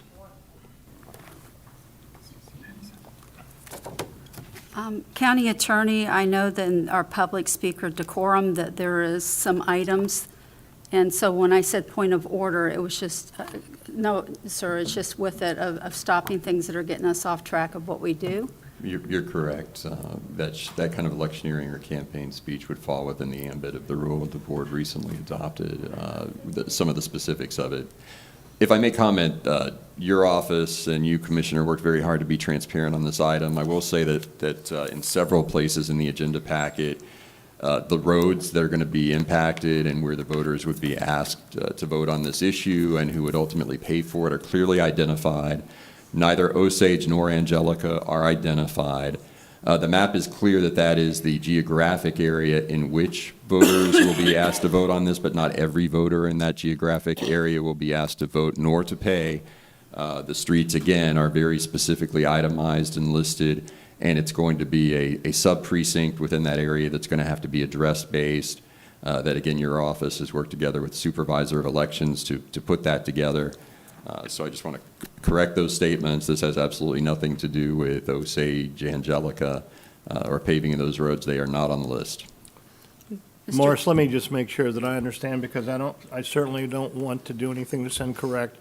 When Commissioner Pritchett called for a point of order, should I have stopped immediately in regards to that issue, or what should the chair have done? I apologize for asking the question, but in the future, I certainly don't want to do anything that's incorrect. Well, as with many things involving enforcement of our rules, that's within the discretion of the chair, sir. But when another commissioner calls for a point of order and asks, it's up to the chair then to decide whether there's a rule violation. You can always ask me, if you'd like, input on it as well. Yeah, well, I thought it was appropriate for the commissioner to be able to speak, since Ms. Sullivan was casting dispersions in regards to her campaign. I think you addressed it appropriately, Mr. Chair. Thank you so much. May I address Absolutely. this item? Thank you. Typically, we try not to respond to those things. I don't, unless it starts causing confusion to my community. And then I really want to make sure things get cleared up. Little history on this. North Brevard, District 1, we have more than half of the unpaved roads in the whole county. And what happened, there's a lot of rural area, and people move in there. Okay, so all of you that live in a neighborhood, you don't have to answer this, but when you move in and your roads are paved, you've paid for those roads. When you bought your houses, the developer puts them in the cost of the houses, and everybody's paid for their neighborhoods. We have big areas in North Brevard, Mims area, Scottsmore, Canaveral Grove, some in Port St. John, and they moved onto dirt roads, and nobody has paid the cost to pave those roads. So we can't have all the taxpayers that have already paid for their own paved roads pay for roads now that are dirt roads. And so we've had people that have been living in these areas for many, many years, and they would like to have their roads paved, and we have tried forever to find some kind of funds to help alleviate this problem, because the county also has to maintain these roads, and it's a lot of work weekly and monthly trying to keep these dirt roads drivable. So what we did was come up with maybe a pilot program, and this was a good area, because when you start paving roads, you have to consider the drainage and the ditches. There's so much cost that goes into it with the surveying. So this area had less problems with deep ditches. You know, MEMS is going to be very expensive in Scottsmore because they're going to put pipes in for drainage, and it's narrow. So this was a good pilot program. So we got in our office and we tried to establish a small area where we can find some residents that have greatly needed to have their roads paved. They really want them. They've tried the MSBUs, and it's hard to get the petitions done and get the cost. So we thought we would try this. Now, the people that vote on this are only the people that live in this area. The rest of you, it's none of your business. It's all up to them if they want to incur the cost to pave their roads, and they'll get to vote. If they vote no, it'll go away. If they vote yes, we're ready to come in and help to make that project occur. So, Mr. Allward, you have done such a great job of trying to identify some houses and some areas to start with this, to see if it's even going to be something that the voters want to do. It's our way of helping them out to get something done in their community. Sir. Well, I don't have much more to add to that. I mean, we did, look at the areas really close, determine this was the best area to try this program like you described. So. Thank you. Thank you. Are you finished? Yes, sir. Thank you. Commissioner Goodson. Yes. Can you tell me, Mr. Aldridge, what are the average lengths of these roads? I do have that here.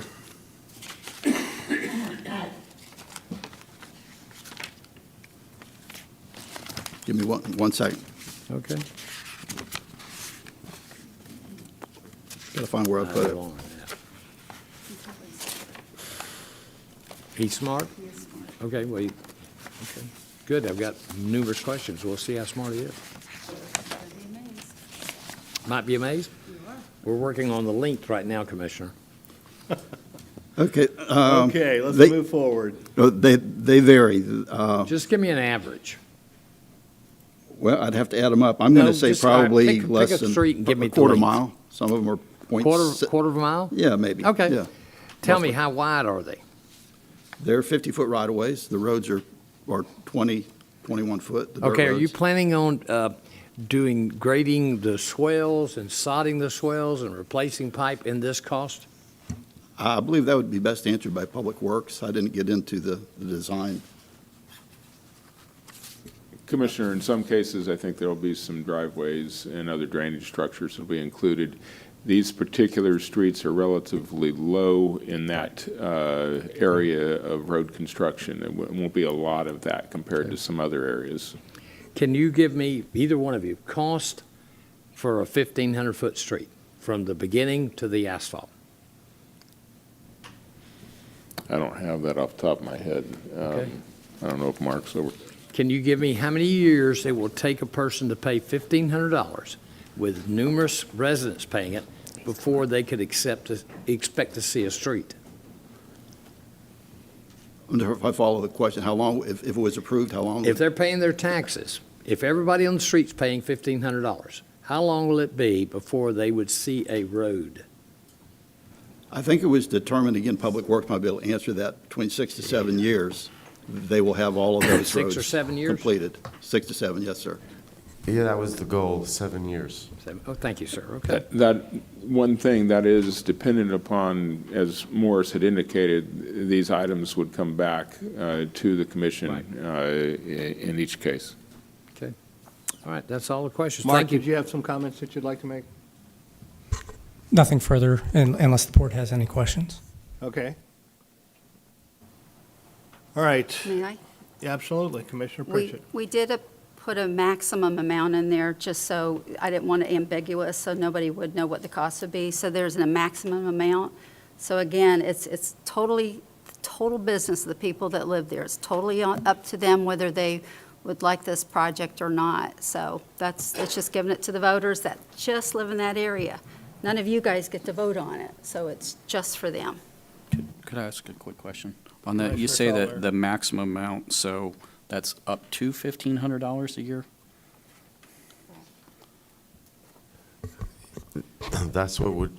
That would be the maximum amount for the voters that are, for the property owners, that would be their maximum cost. Whether or not the actual cost would be more, that would be something that would have to be determined. Obviously, you don't know what the cost would be 2, 3, 4, 5 years away, and whatever cost would be involved, the rest would have to be made up some other way.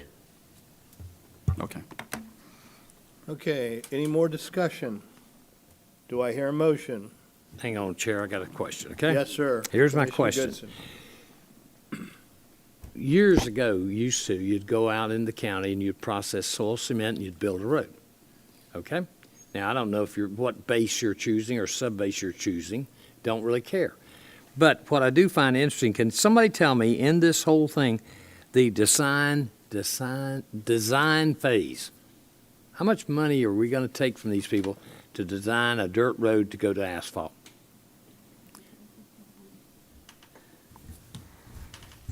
Commissioner, I would say it's approximately a couple $100,000 per mile. I didn't bring all our details here to be able to discuss that, but we provided some concept level information to the District 1 Commission Office based on what we have seen costs for both design, for environmental, and for construction, and that was what was put forth. So you're saying $300,000 for this project in design alone? Approximately a couple $100,000 per mile, because as you know, we need to look at the drainage, we need to look at environmental impacts, and we need to make sure that we're building roads that are compliant. Question. You know, of course, I'm old, so please don't let my age offend you. The ditches have been there for 40 years. The road hasn't changed in 40 years. And we're going to spend $300,000 to put in a county road out in the subdivision. And I'm sure it's going to be a class act.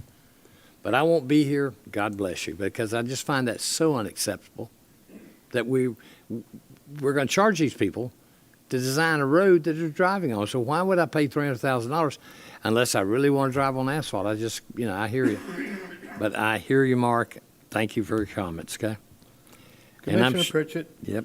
I'm sorry, Commissioner Goodson, were you finished? No. All Go right, ahead. Go ahead, Commissioner Pritchett. Well, the actual cost of this is really much higher than this amount, Commissioner Goodson. District 1 MSTU is kicking in a lot of funds for those parts of it. So even in the past, when I've had a road come and they've given me an MSBU, what I have done with our MSTU funds, because District 1 has quite a few of these because of all of these roads, we've kicked in a large percent, so they haven't even paid for the full amount to get that done as well. And that, again, is going to come into play with this. But again, these houses contact us on a regular basis asking for the roads to be paved. They haven't been able to go out and get their MSBUs in. So this is just like almost one big MSBU for them to vote on if they want it. The funds are going to be there, so they know exactly how much it's going to cost if they want to have it done. But again, the District 1 area has an MSTU where we kick in a lot of funds as well. And there's also funds that come down the pike probably into the future. We've done this all along because we have 40% of the unincorporated area in District 1. So this has been our nightmare since day one began. And so getting these roads done and helping our community in District 1 have their roads taken care of has always been a big trick for this.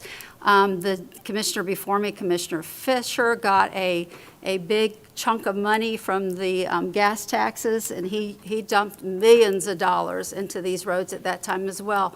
And I don't see that coming down the pike anytime. And these people really want help with their community, so We're trying to put something together, see if this will help them in the process. Again, if they don't want to do it, they just vote no. I want them to have all the information, like Commissioner Tobias always says, everything out there, so that, again, it's only their business. It's none of our business. It's none of your business unless you live there. It's just the business of the people that live there if they want to do this or not. And that's what we did. We just ate it in a process to help them get this done if they would like to do it. Okay. Question. Yes, sir. That being said, Commissioner, and you want them to have all the information, when are you planning on giving them the information on the total cost of a road, how you're building the road, how much is being spent on design, and when could I expect my road in 6 or 7 years, and how will you pick those? By lottery? No, it's going to all be done as one big project going in, correct? We're going to start moving through that whole areas is what I was briefed on. Correct. There'll obviously be phases, as the commissioner is suggesting, but our plan is for over a 7-year period to finish all, I believe it's about 12.8 miles was the last amount, and we would work with the commission office on setting up those priorities and logically rolling through it. We've also been working with the district office for many years, as Commissioner Pritchett had said, and have some designs already either on the shelf or underway. So those would seed that so that we can actually start pretty close to day one if this were to pass. Mr. Okay. Chair? Yes, sir. Commissioner Goodson, those are details that the board would see before adopting the special assessment. Under the statutory requirements, they'd see them at that time, and mailed individual notice. Prior to that, we'll go out once again to all the residents, and they'll have the ability to come speak at future public hearings on the adoption of the assessment as well, with those details in place. Okay, before we go forward, Ms. Sullivan, if I cut off a minute of your time, if you would like a minute to address the rest of this issue, you're welcome to come up. Okay, thank you very much. All right, do I hear a motion? Motion to approve? The motion to approve, is there a second? I'll second. Motion by Commissioner Pritchett, seconded by Commissioner Feltner. Any more discussion? All in favor signify by saying aye. Aye. All opposed, nay. Motion carries. All right. Let's go to new business. J1, election of Value Adjustment Board Chairperson. Who is going to handle that? I make a motion to nominate Commissioner Tobias. Is there a second to that? I'll second. If the Madam Commissioner would have. If the Madam Commissioner. If the Madam Okay, Commissioner. now I'm getting upset. Yeah. Okay, if you would, also pretty. in your motion, could you place one for you to stay on the board too? I will. You're only going to have me for a couple more weeks after that, but Yeah, I understand. One motion at a time. All right, Amend we the have, we have a motion to have Commissioner Tobias be the chairperson. I believe it's been seconded by Commissioner Feltner. All in favor signify by saying aye. Aye. All opposed, nay. Nay. Too bad, too sad. All right, now, is there a motion to keep Commissioner Pritchett on the Yes. board? Chairman, I'd like to make that Commissioner motion. Goodson, I'll stay. I promise you don't have to do a Thank you. motion. Thank you. Okay. All right, so we got Commissioner Pritchett promising she's going to stay. We don't need to do a motion. Let's move on to J2, approval of ballot language legislative intent and permission to advertise Save Our Indian River Lagoons infrastructure sales surge tax ordinance to place a referendum on November 5th, 2024, and renegotiating the existing municipal interlocal things. Now, we have a lot of cards, so I would appreciate very much if we try to keep our comments as brief as possible. If you feel like you need to go the whole 3 minutes, that's fine, but please don't repeat everything or anything that's already been said. Virginia, the floor is yours. You introduced the item, and so I'm here for history, progress, or any questions from the board. Okay, thank you very much. Craig, are you the presenter for this issue? I am Greg Wallace with the Brevard Indian River Lagoon Coalition. Thank you very much for the opportunity to speak. I'm here representing all the blue shirts in the room and those blue shirts that couldn't be here because they're at work today. And I would like to really thank Virginia and her staff, what they have put together here. This program is recognized, it's the envy of all the counties around us. It's attracted matching funds from the state, federal government. It's doing what it was supposed to do. And we thank all the commissioners for supporting that plan every year for the last 7 years. We're seeing evidence. We've actually getting some seagrass regrowth. We're starting to think we've hit the bottom and we're starting to come back up. So we really think this program is working, and we're seeing evidence of that with the clean waters and a lot fewer algal blooms. So, but science tells us that we have years of work left to fix this problem. We need to get to the point where we have those lush seagrass fields back again. That will stabilize the lagoon. We also have now 60,000 septic tanks in Brevard County. They're all pumping pollutants into the groundwater, and we need to get those converted either to upgraded systems or at least to connect to the public sewer. To do that, it could be many decades and probably billions of dollars. We've got aging infrastructure for the sewage plants that we're going to have to pump, add these into, so there'll probably be some costs there. What we are recommending is that this issue be brought to the voters this year, because we still have 2 years left, 2.5 years left in the program. But bring it to the voters this year. It allows us to get the planning started for these large-scale projects that take 10 years from start to finish to get these projects going. So we know once we get into that, we know we have a future to go to after the 10-year program expires. So we'd like to be able to start the planning process now for those programs. Asking the voters now, we think, is the best option. The voters say yes, then we have a clear path to move forward. We don't have any slowdowns in the progress. If they say no, then we have 2 years left to try to educate the voters in terms of why this program is critical, because it's going to probably cost them more in the long run if they don't do it now. So ultimately, the decision is yours. This is our recommendation. Certainly, if you have a better approach to doing this, we'd certainly like to hear that. Thank you very much. Thank you so much. Can I say something, Craig? Yes. Sir, with all due respect, if the voters say no, I wouldn't put it before the voters a second time. I would respect what they said. So just so that we're clear on that. Okay. Okay. So the notion that if they say no, then you got 2 more years to come back, I think that's a mistake. So, okay. Okay, thank you. I mean, it is your decision. Okay. I think, by the way, I'm getting information from the county attorney. I think there has to be 4 years anyways. Is that correct? You couldn't put it back on the ballot sooner than 4 years if it were to go to the ballot and fail, sir. All right. Sorry, Mr. Chairman. Thank you. All right, Haley Bush.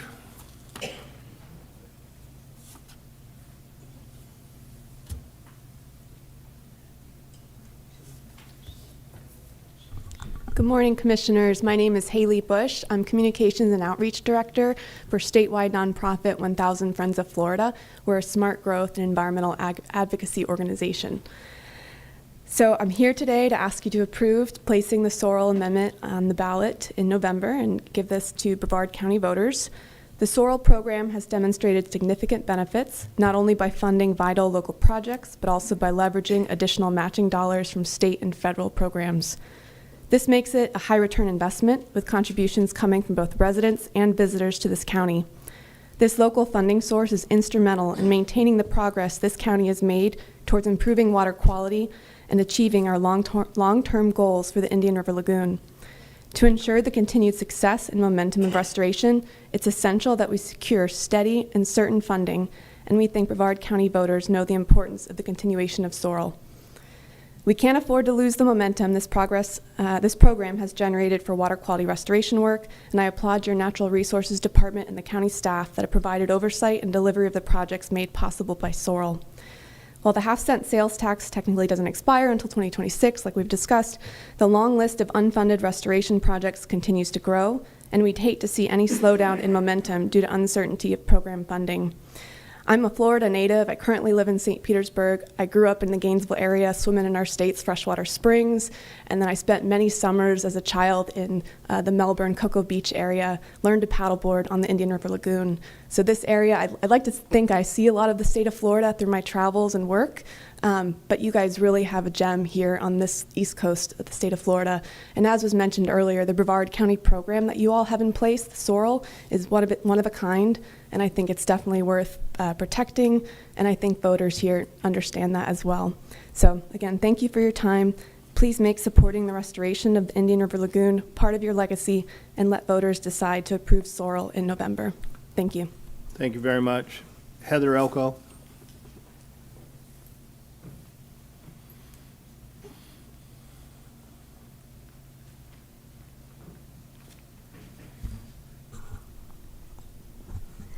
Good morning.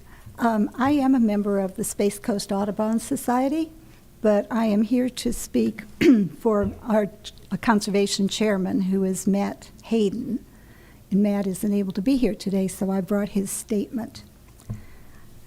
As conservation chair for Space Coast Audubon, I have been carefully following the decline and bottoming out of our lagoon for more than 20 years.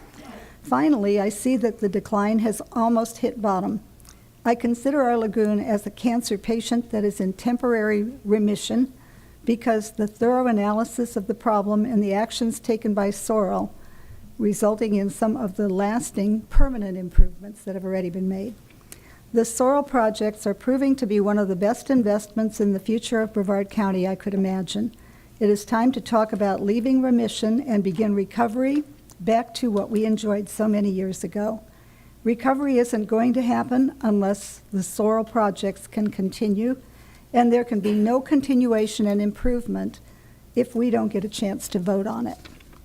Let's have another referendum so the voters can vote for a bright future for our county instead of being stuck where we are with a murky, polluted lagoon.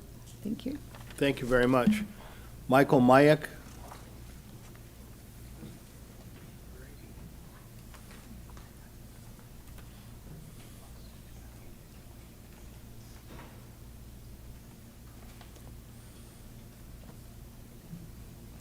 Good morning. Michael Myjack, Titusville. I'm also the vice chair of the Titusville Environmental Commission. I'm a member of the Indian River Lagoon Roundtable, and I'm the secretary for Florida's Right to Clean Water.org. Hurricanes spinning up faster, atmospheric rivers of rain are consuming our shorelines. These are the challenges of a changing climate, which we'll not effectively deal with unless we start to curb our fossil fuel use. But neither will we be fully effective if we fail to harness the power of our aquatic ecosystems, the Indian River Lagoon, yes, to heal our planet. You see, a healthy Indian River Lagoon is a carbon sequestration magnet. You already know that mangroves help abate storm surge. Here's another tidbit. NOAA reports that mangroves and coastal wetlands annually sequester carbon at a rate 10 times greater than mature tropical forests. Per equivalent area, they store 3 to 5 times more carbon than tropical forests. That's 10 times the storage rate in 1/3 to 1/5 the space. That's amazing. Thus, you have something at your fingertips that's worth considering. We have a very potent means of addressing greenhouse gases right here and mitigating the effects of our changing climate, our worsening floods, our beach erosion, right here. When wetlands are destroyed, we lose their sequestration capabilities.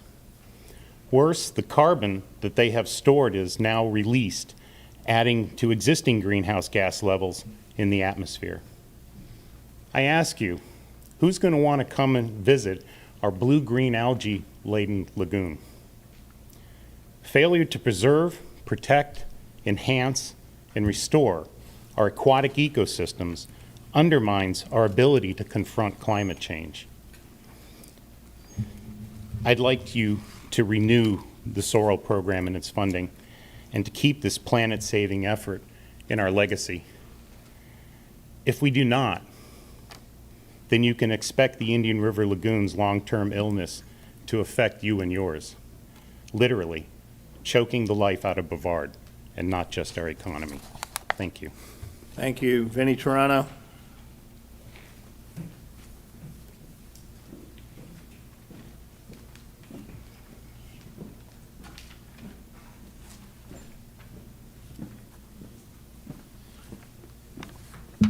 Good morning. Good morning, Vinnie.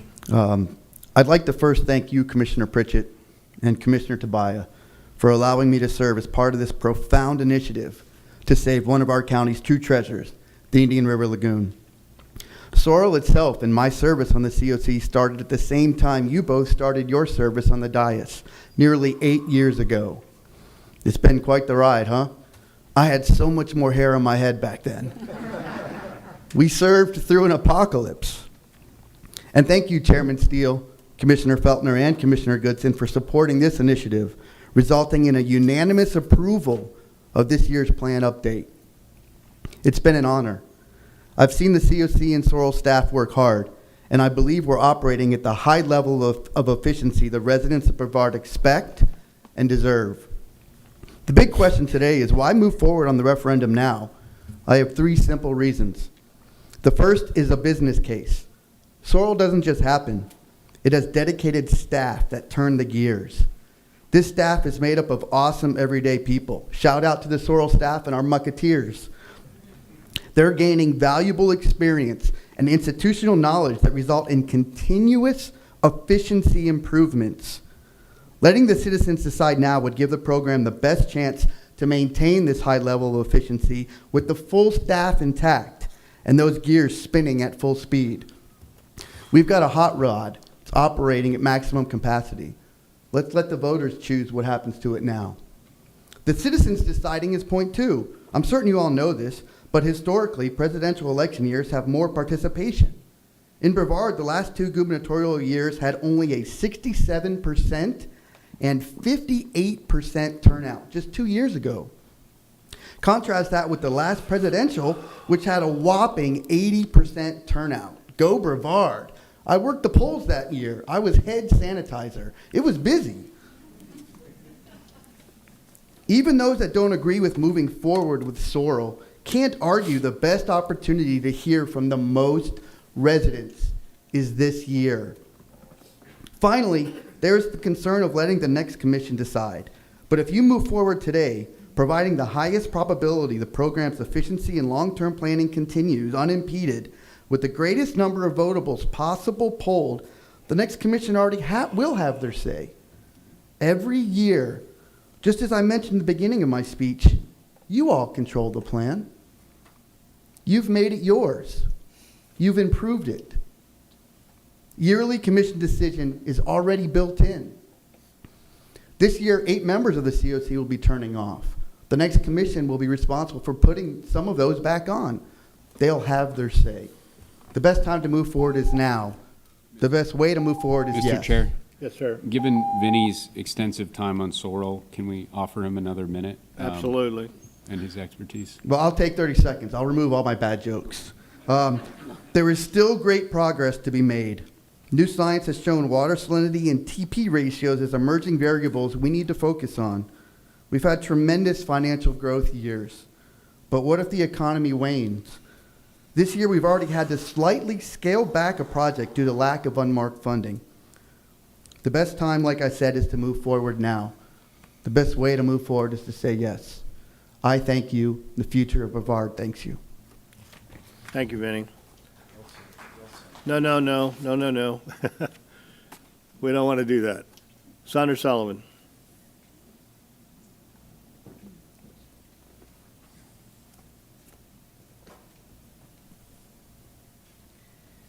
Sandra Sullivan. I am a lagoon advocate. I advocate for the environment a lot. My Waves Action group was created and has spent a lot of the issues working on environmental issues. I have dug into the lagoon tax extensively. I call this the St. John's River Water Management muck tax, and I think it's a bait and switch fraud. In December 2015, there was an article in the Florida Today that said that the lagoon that they wanted to create a muck tax to, but the infrastructure surtax 212.055 was not legal since that bill failed for 2 years. I've been coming to you for years asking you to get an AG legal opinion, whether it's even legal to use this tax for maintenance dredging and for marketing, $4 million a year for the last 2 years. Let's talk about a little history. In 2010, the state started spraying instead of mechanical harvesting, and we lost a lot of our seagrass growth, 96% as of 2022 of seagrass loss. What I'm saying is we got mocked, okay? So we have a lot of projects. The first plan came out. The person who wrote it was hired in 2015 as the wife of St. John's River Water Management District board member. These are all the projects. Currently, there's a lot of controversies because you want to give Sarno to City of Melbourne, according to your meetings here, and it's going to cost hundreds of millions of dollars more for muck dredging because you want to pump it between 8 and 13 miles down to Palm Bay. And then there's the misrepresentations on how long the Grand Canal project's going to take, and we think we're going to get bait and switch of putting that on Penita. So there's the shot about the loss of seagrass. That's in the Banana River. And all this like, oh, it's getting better this year. We haven't had rain yet. Rain hasn't started. That's what happens every year. So the last project, 8.1 miles on the O'Galley project, 2.5 times, 8.1 miles, $49 million. So then there's the issue of Rockledge Tree Drive, and where you chop down all the trees, or butchered them. And I start digging. I have a records request, outstanding since May 20th, obstructed by the Director of Natural Resources. But I did get one page from the work product that I requested, and this is for a lift station at the south end of the Harvey property by a developer. This is the storage units going in, and this developer is an affordable housing developer. So is this really about yeah. Anyway, we got mocked.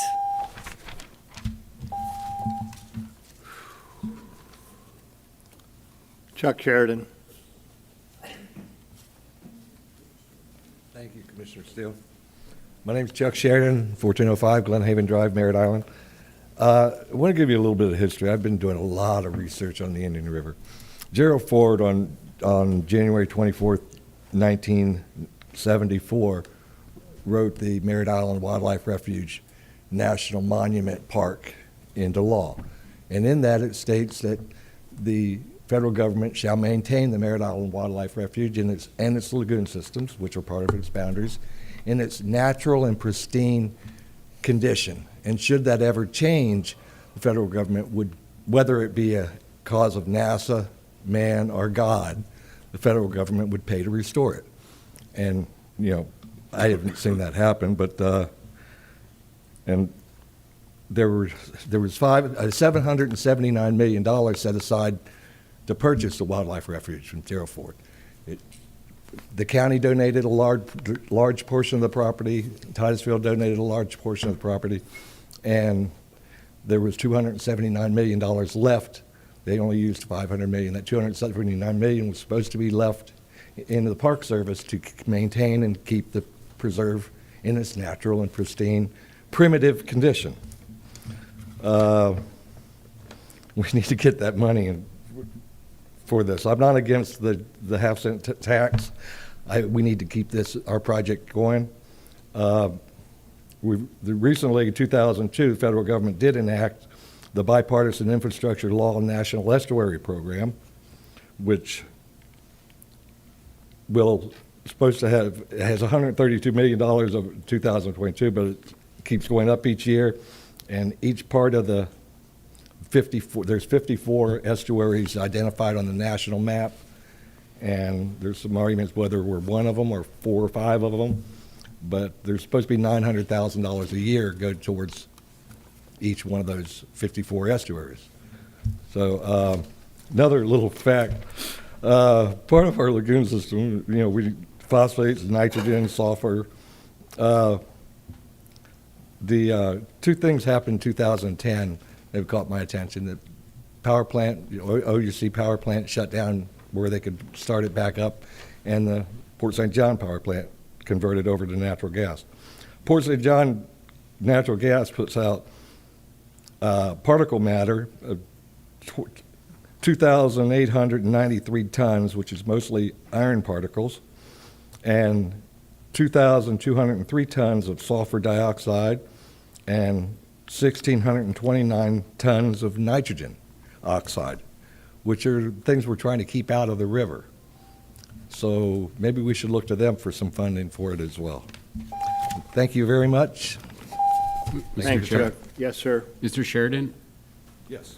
I listened to you, but I'm sorry for the 3 minutes. I don't know where you are on this one. You said you're not against. Are you for it? Are you against it? Or did you just take 3 minutes to waste everyone's time? I didn't take 3 minutes to waste everybody's time. We need to keep the program going. So you're in favor of it? If we're not getting funding from the government. Are you in favor of it? Yes or no? That's all I'm asking. I'm in favor of it. Okay, yes. Okay, that's all I was asking. Thank you. Did either one of the commissioners have questions before we move on? Aaron Adams.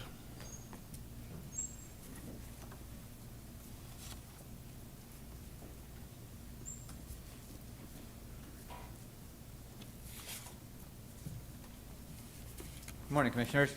Thank you for the time. My name is Aaron Adams. I'm a South Beaches resident. I'm also Director of Conservation and Science for Bonefish and Tarpon Trust, which is the international nonprofit conservation organization. I have a 40-year career in marine research, conservation, and policy, working around the hemisphere. I think a lot of the points have been covered. Key here is that the work that's been done by Virginia, her staff, and others is starting to work. We're starting to see some recovery. It's going to take decades more of that. It's an investment. The biggest thing is that when you do this type of restoration work, it takes years of planning just to get to the point where you can execute a project. So a project we want to do in 5 years, that planning has to start now. If we have the implication of perhaps not having funding, so this doesn't go onto the ballot until 2026, that stops the planning right now for future projects. We would have more projects in the pipeline now if we'd had another 5 years prior to the 10 years of funding that we now have in hand. So keeping that going, that momentum going is essential, and I imagine that Virginia can second that. It's also very important that it helps Brevard County leverage some of the state money that the governor's office has recently allocated to the IRL, $175 million over the past 2 years, which is very important. Brevard County can get a larger portion of that by showing their dedication to restoring the IRL, more of that state money. And I would also guess that we would get more of that money from the state over the coming years if we show our commitment. So I urge you to put this on the ballot in 2024 so that the residents can, once again, tax themselves. This isn't coming out of the Brevard budget, it is us, the residents of Brevard, seeing the cultural and economic importance, taxing ourselves to fix the system. Thank you. Thank you very much. Dr. Stephanie Eli.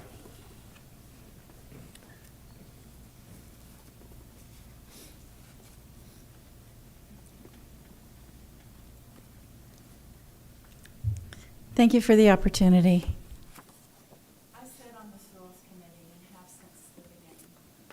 And we understand the importance of this and the long-term planning that everybody's talked about. So I would just encourage you to put this on the ballot for 2024. Thank you very much. Thank you very much. Laura Lee, thank you for being so patient. Did you bring any goodies for us from your restaurant? No, the restaurant wasn't open yet when I left town. Man, I tell you. I would have. That's right. You know, also, corn fritters don't taste as good when they're cold.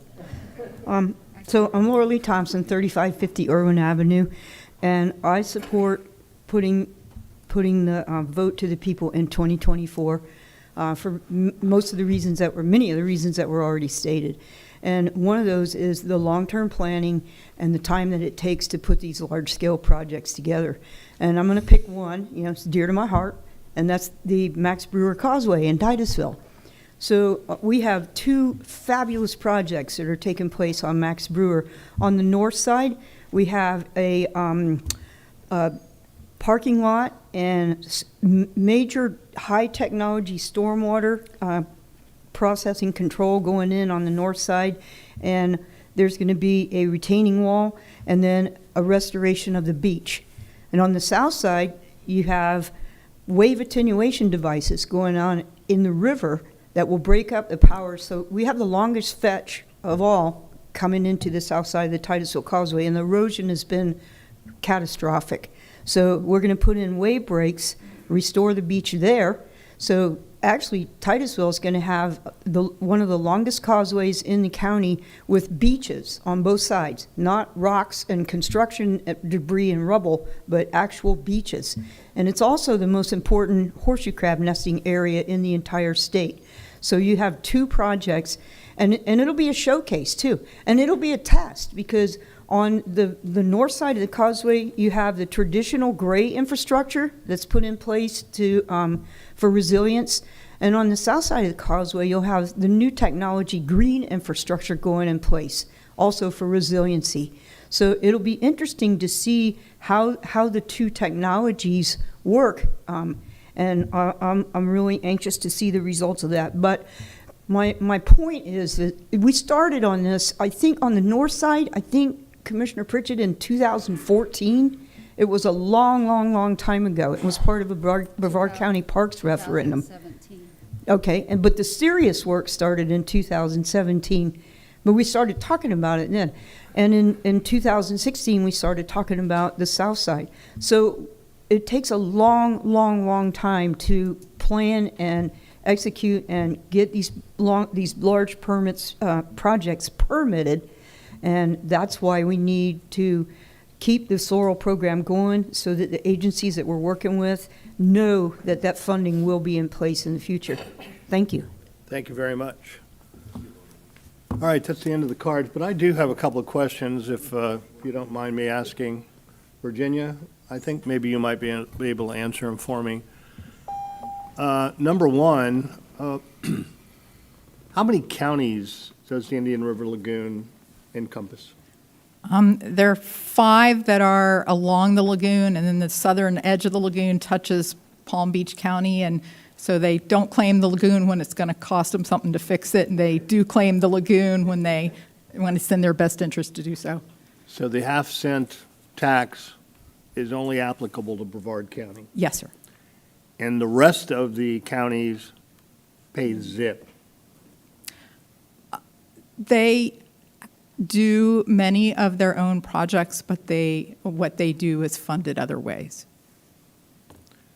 Okay, I'm the one who sponsored this, bringing it before the board today, and I have a little bit of indigestion, and I want to make sure, before at least I move forward on this today,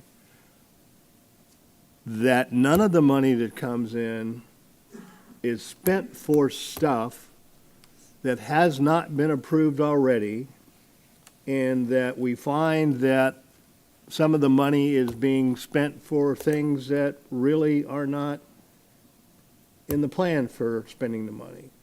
So how do we protect ourselves in regards to the way the money is spent?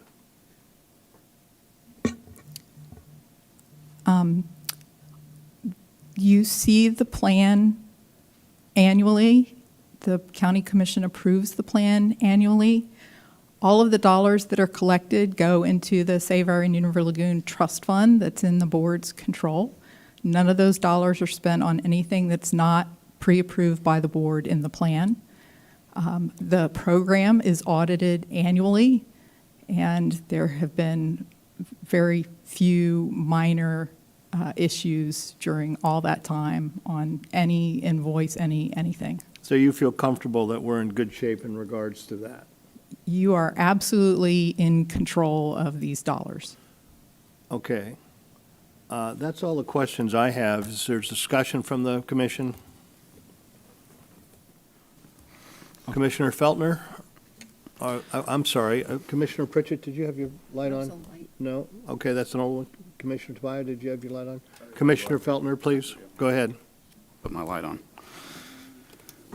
I don't disagree with putting this before the voters.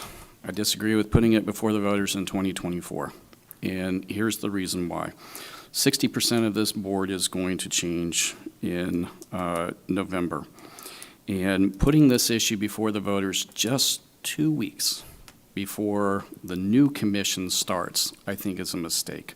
I think not including them in the discussion, letting them be a part of workshops, whatever we need to do in the next year, and then putting it before the voters in 2026 will put us in a much better position. I want buy-in from the next commission, not having to debate whether the merits of the program overall. And I think that's what will happen if we don't include them. So again, I think that's a strategic mistake. Heard several things today. You're better off to put it before the voters in a presidential election. There's going to be some volatility in this election. I don't know that necessarily high turnout always gets you the outcome that you want. That's just not factual. I think the notion that there won't be high turnout in 2026, which will be a referendum on whoever wins in 2024, the idea that that will be low turnout is not correct. I say this as a practitioner of these things. The current plan has us spending money out to 2034. I think that we received something this week that said that. And there's $300 million in the bank today. So with due respect, I think this is something that can wait for the new commission. That's where I am today. Thank you. Okay, who's up? Anybody else? Commissioner Tobias? Yeah, thank you, Mr. Chair. And I think something we all can agree on, both up here on the dais as well as out there, is that Virginia and her team have done an absolutely bang-up job. The Sorrell Committee has gone above and beyond, and I'm hesitant to say this because I'm normally on the other side, but Vinny has acted in such a way as a participant on that, calling me personally numerous times that if normal advisory boards acted in such a manner, I would be less concerned with the performance of them. So across the board, I think not only the citizen volunteers, but the paid staff have done an incredible job, one that everyone can be proud of. And Commissioner Feltner touched on some of these, and this is just another great shout out to Virginia and her staff. They have a bar graph up there, so let's go through some of the numbers. And this is the way I look at this, and it dovetails off some of the stuff Commissioner Feltner said.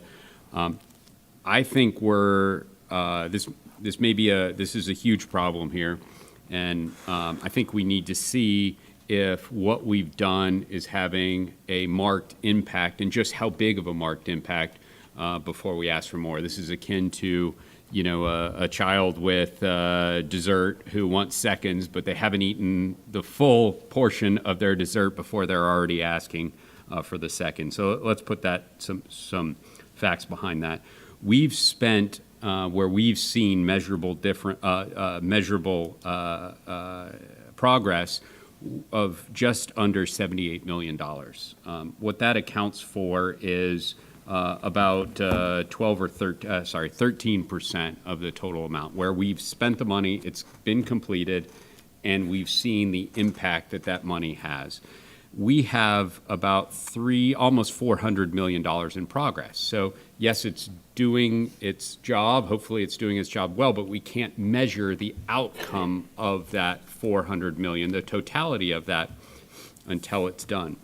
What that means is there is another almost 200 million, just 195 million, that we have yet allocated, so we won't be able to see what the impact of that. Yes, it's a moving target. This is not a failure by any means. In fact, I think they're acting in a conservative manner in the way they're allocating these funds, but there's 195 million left to be allocated. And again, some of these projects won't be underway till 2028. And they won't be fully spent till 2034. So I was concerned about two things. Number one, if we didn't do it this year, would there be a loss in continuity of projects as well as personnel? Because it would be terrible that we have environmental experts on here, see this not come up today and decide to go in a different direction. And we have a lot of those experts that are funded. So Virginia was very helpful, but needless to say that if this doesn't go before the voters in till 2026, we will still need those experts till that point. So we will have the funds to cover them till that point, and then the voters can decide one way or another.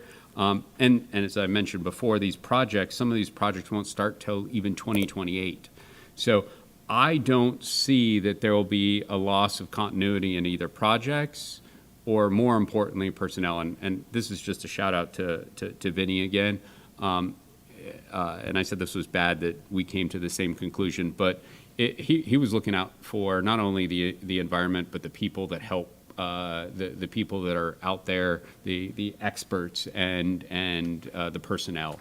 And I think lots of people are missing that it's not just volunteers, but we have paid experts who are on this, and I greatly appreciate that. And if it doesn't come before the voters this time, and it comes in 2026, we shouldn't lose any of those. On top of that, we will have better data. We will have better data and the impacts of what we're doing to find out, do we need it all 10 years? Will we need it longer? When we started, people were saying this is a $1 billion project. Now it's a $5 billion project, or it's a $3 billion project. What we need is to see more of the impact and its efficacy before we go to voters and ask if 10 years, what's going to be $500 million of more resources? Because their responses could very well be how much have you spent and what have you seen from the impact? And right now, it's positive. I'm not arguing. It's very positive, and I think that's a great thing. When we've only spent and seen, when I say spent, I mean we've completed projects of 13.8% of the total amount. Again, that's 77.8 of the projected $586 million. So for those reasons, as well as what Commissioner Feltner said with the new board coming in, I'll throw a motion out here. My motion would be not to deny this, but to move to continue this item until a date certain on the first regular board meeting in April 2025. We'd have more data, you'd have more commissioners, and I think they could make a better and a more informed opinion. Could I answer that? Commissioner Feltner. I think your motion's well intentioned. I'll tell you my vision going forward with the next board is that we have a series of workshops. As you know, I don't have a problem with workshops, and so I think some of those details can be worked out. So within a few 4 months of them getting here, saying that we're going to vote on it again, I'm not quite sure that that's right. So, but I appreciate what you're doing there.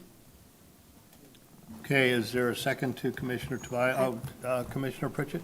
Thank you. I want to piggyback on some of those things. Miss Virginia, you are great with what you do and your staff.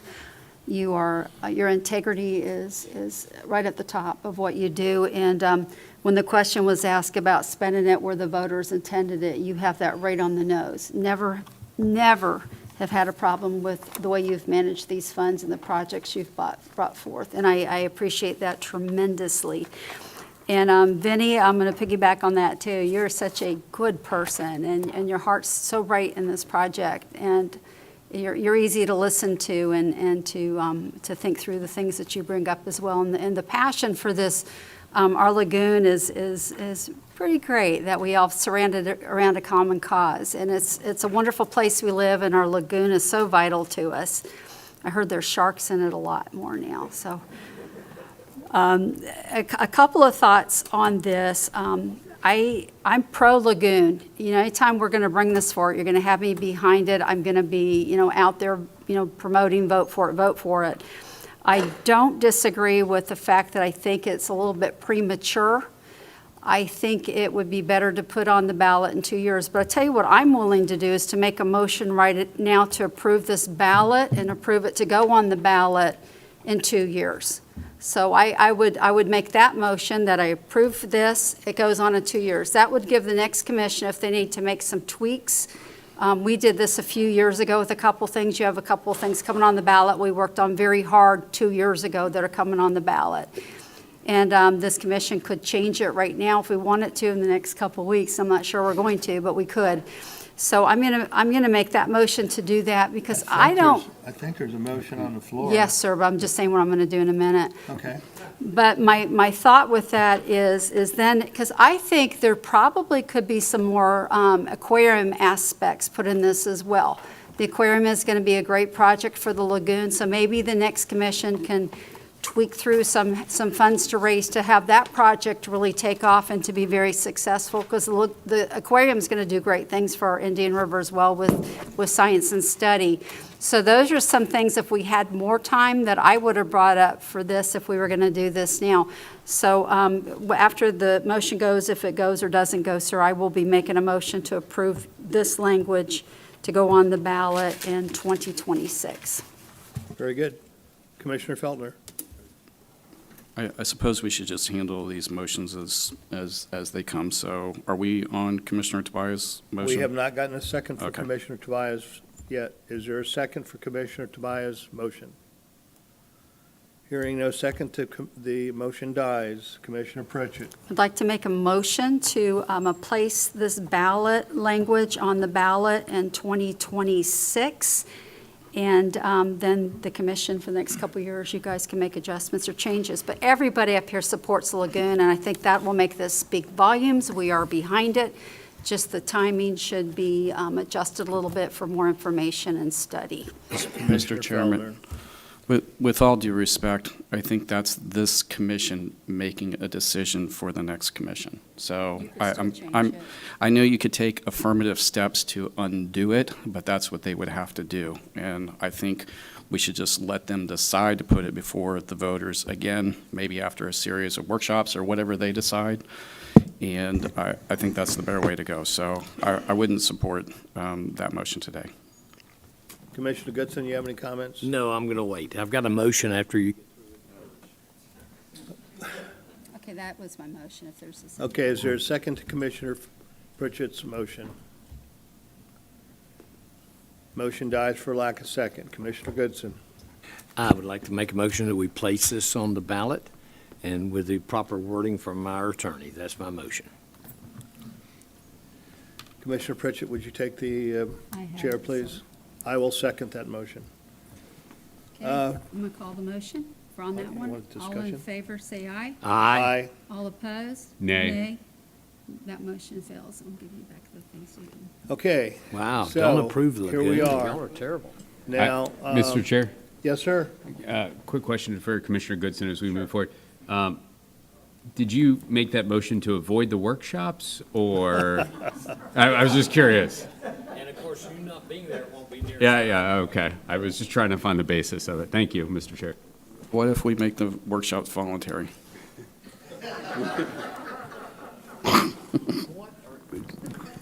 Okay, Commissioner Goodson. If you can give me any good reason to have a workshop on salt water and grass, I'll be there, okay? And I don't mean the smoking kind either, okay? Commissioner Pritchett. Yes, I just want to reiterate that I will be supporting this in 2 years, and if that motion would have gone through, I would have been privileged to make that motion to put on the ballot in 2 years. So, and Commissioner Goodson, do you have something else to say? Yes, I'd like to say the same about putting it on now. Be honored to put it on there now. I think we all support it. Now, I think you all know that the commission all supports the Indian River Lagoon. There's no question about it. This is about the timing of what's going on. I voted in favor of putting it on the ballot right now, but let me just share a couple of real quick concerns. Number one, you put that on right now, and the governor may rethink his position on funding because of all of that money that comes down from the thing. He may say, well, they don't need it. They just had a 0.5-cent sales tax. So it's much better, really, logistically, if you do it in in 26. So I'm not happy that we didn't pass it today, but unfortunately, it didn't go today, but I think it will go in the future, and we'll let this next commission make their decision. So apologize, but it's not going to happen today. Thank you very much. All right, let's go to public comments. Sandra Sullivan. One more. Public comment. Okay, thank you. Sandra Sullivan. So, at the Brevard County Fire negotiations, there was a very prominent sign. What is public safety worth to you? So I want to talk about some numbers of staffing. Since October of 2021, we have lost 170 field personnel. In 2023, we lost approximately 5 field personnel per month.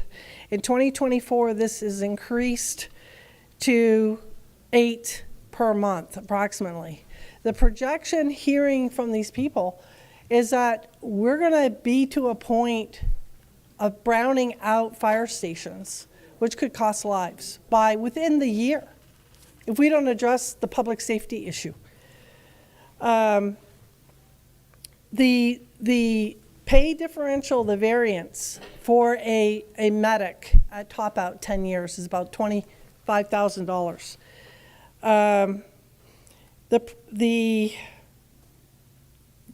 The problem is we have to find a way to fund this, is the bottom line. The loss of experienced fire EMTs, with many more expected to leave this year, is expected to have this service failure within a year. The loss of employees due to insufficient pay after year 3 and insufficient staff causing mandatory extra shifts due to a loss of staff, problems which have not been addressed in the budget. I don't know how you're going to solve this, but we need to find a way to solve this.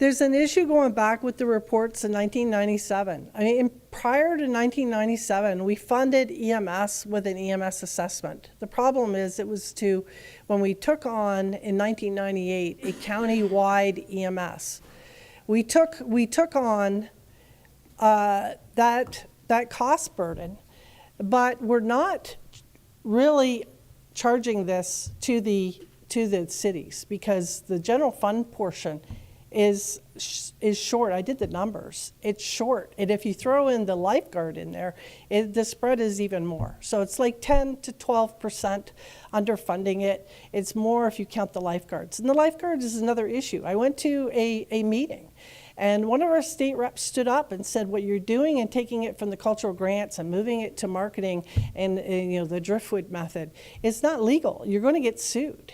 And you pretty much need to look at this. And this fear of going to the cities and negotiating with them needs to change. It's causing the lifeguard issue. It's causing the MS issue. Bye. Thank you. Okay, Charles, you're up, my friend. Come on up.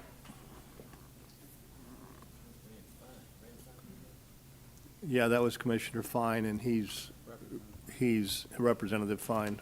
I'm sorry. And he has taken those comments back. So we'll go from there. Charles, go ahead.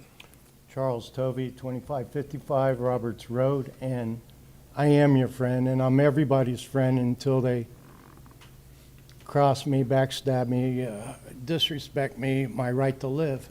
I wrote on my card my property and things. I want to first say, I saved the lagoon, and all the stuff that they're getting complimented on wouldn't be happening and successful or as successful if it wasn't for what I do. And it's very important for the lagoon. Anyways, I get gifted, and I'm trying to work on my cooperation and my isolation from society and trying to be more social and amiable, and I accept gifts from my Commissioner Feltner, and the first one was a lasagna dinner, and I appreciate that. But then a couple days later, I get a $50 a day fine for my house that they took from helicopter pictures, which they think that it could be a problem. And in 15 years, it hasn't been a problem. In 25 years, there hasn't been an issue of problems. But they think there's a problem, and I've supported it. And with a river flowing through my property, I had to because of the storage behind me. And then I get a bowl of Jimmy Hula's delicious rice. A couple days later, another $50 fine because my property's dangerous. And I've been cooperating and busting my butt and letting everybody know how willing and anxious I am to do everything and to comply, and yet they're still fining me and why? What is that going to do? Just cost me more money, $50 here every single day for things. But yet you try and cross, it's unsafe. Well, try and cross Pineda Causeway with no pedestrian crossing. That's unsafe. How about the fuel tank at the end of the road with the gas? 5,000-gallon fuel tank still left there. I'm pretty sure it's trespassing if I go on. What's the other thing? I don't know. The retention pond behind the traffic operations facility that's not fenced in, or the boardwalk that's falling apart, and they have all these weddings and parties and everything there, and yet it's being band-aided, and it's all public stuff. But on my property, which hasn't had any problems other than my neighbors and everybody else attacking me, and the sheriff doesn't do anything about it. So I'm being held, whether I do something, I'm $50 a day. If I don't do it, $50 a day. Thank you very much. Okay, thank you. Okay then. Board reports. County manager. I have no report. County attorney. No report, Mr. Chair. Commissioner Pritchett. No report, sir. Commissioner Goodson. None, sir. Commissioner Feltner. No report. Commissioner Steele, none. Commissioner Tobias, you have the floor. Thank you, Mr. Chair. Today is National Gorgeous Grandma Day. Can't believe it. Okay, the useful Florida fact. Chuck Norris's diary, a.k.a. the Guinness Book of World Records, Florida is in it for the largest Easter egg hunt on April 1st, 2007. 9,753 children and their parents gathered in Winter Haven, Florida to break the world record for the largest Easter egg hunt. 501,000 eggs were hidden through the Cypress Gardens Adventure Park. It still stands today. I did the math. 51.36 eggs is what the average child got. This day in Florida history, on this day in 1999, the Space Shuttle Columbia blasted off with the Chandra X-ray Observatory, the world's most powerful X-ray telescope, with Eileen Collins aboard, the first woman to pilot a space shuttle and the first to command a space shuttle mission. Most importantly, the county employee recognition. This is John Connolly. John is a senior building inspector with the Planning and Development Department. He's got 14 years of service. John is an excellent employee who really cares about his job. He continues to take classes to increase his knowledge, even though he is not required to do so. John currently holds a building inspector, plans inspector, building official, and fire inspector certifications. He's always willing to work extra hours to help us with inspections and plan reviews. The fun facts. John was a contractor in Miami before coming to Brevard County. He enjoys hunting and working on his property in North Carolina when he can. John, these came from your coworkers. I just read them. For some reason, John always gets hurt when visiting his property in North Carolina. He has fallen down the mountain and most recently managed to get run over by his own four-wheeler. Again, I just read them. He's been married to Joan for 39 years, and she still allows him to come home every day. John, thank you for all your service. We greatly appreciate it. That's it, Mr. Chair. Thank you.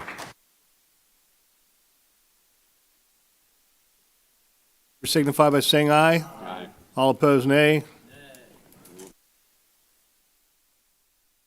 The opinions expressed by any member of the public during any period of public comment do not necessarily reflect the views or opinions of the Board of County Commissioners of Brevard County, Florida, Space Coast Government Television, or the program sponsor, and are solely those of the presenter. The Board of County Commissioners of Brevard County, Florida, Space Coast Government Television, and the program sponsor hereby expressly disclaim any and all responsibility or liability for any defamatory or slanderous statements expressed by any member of the public during any such period.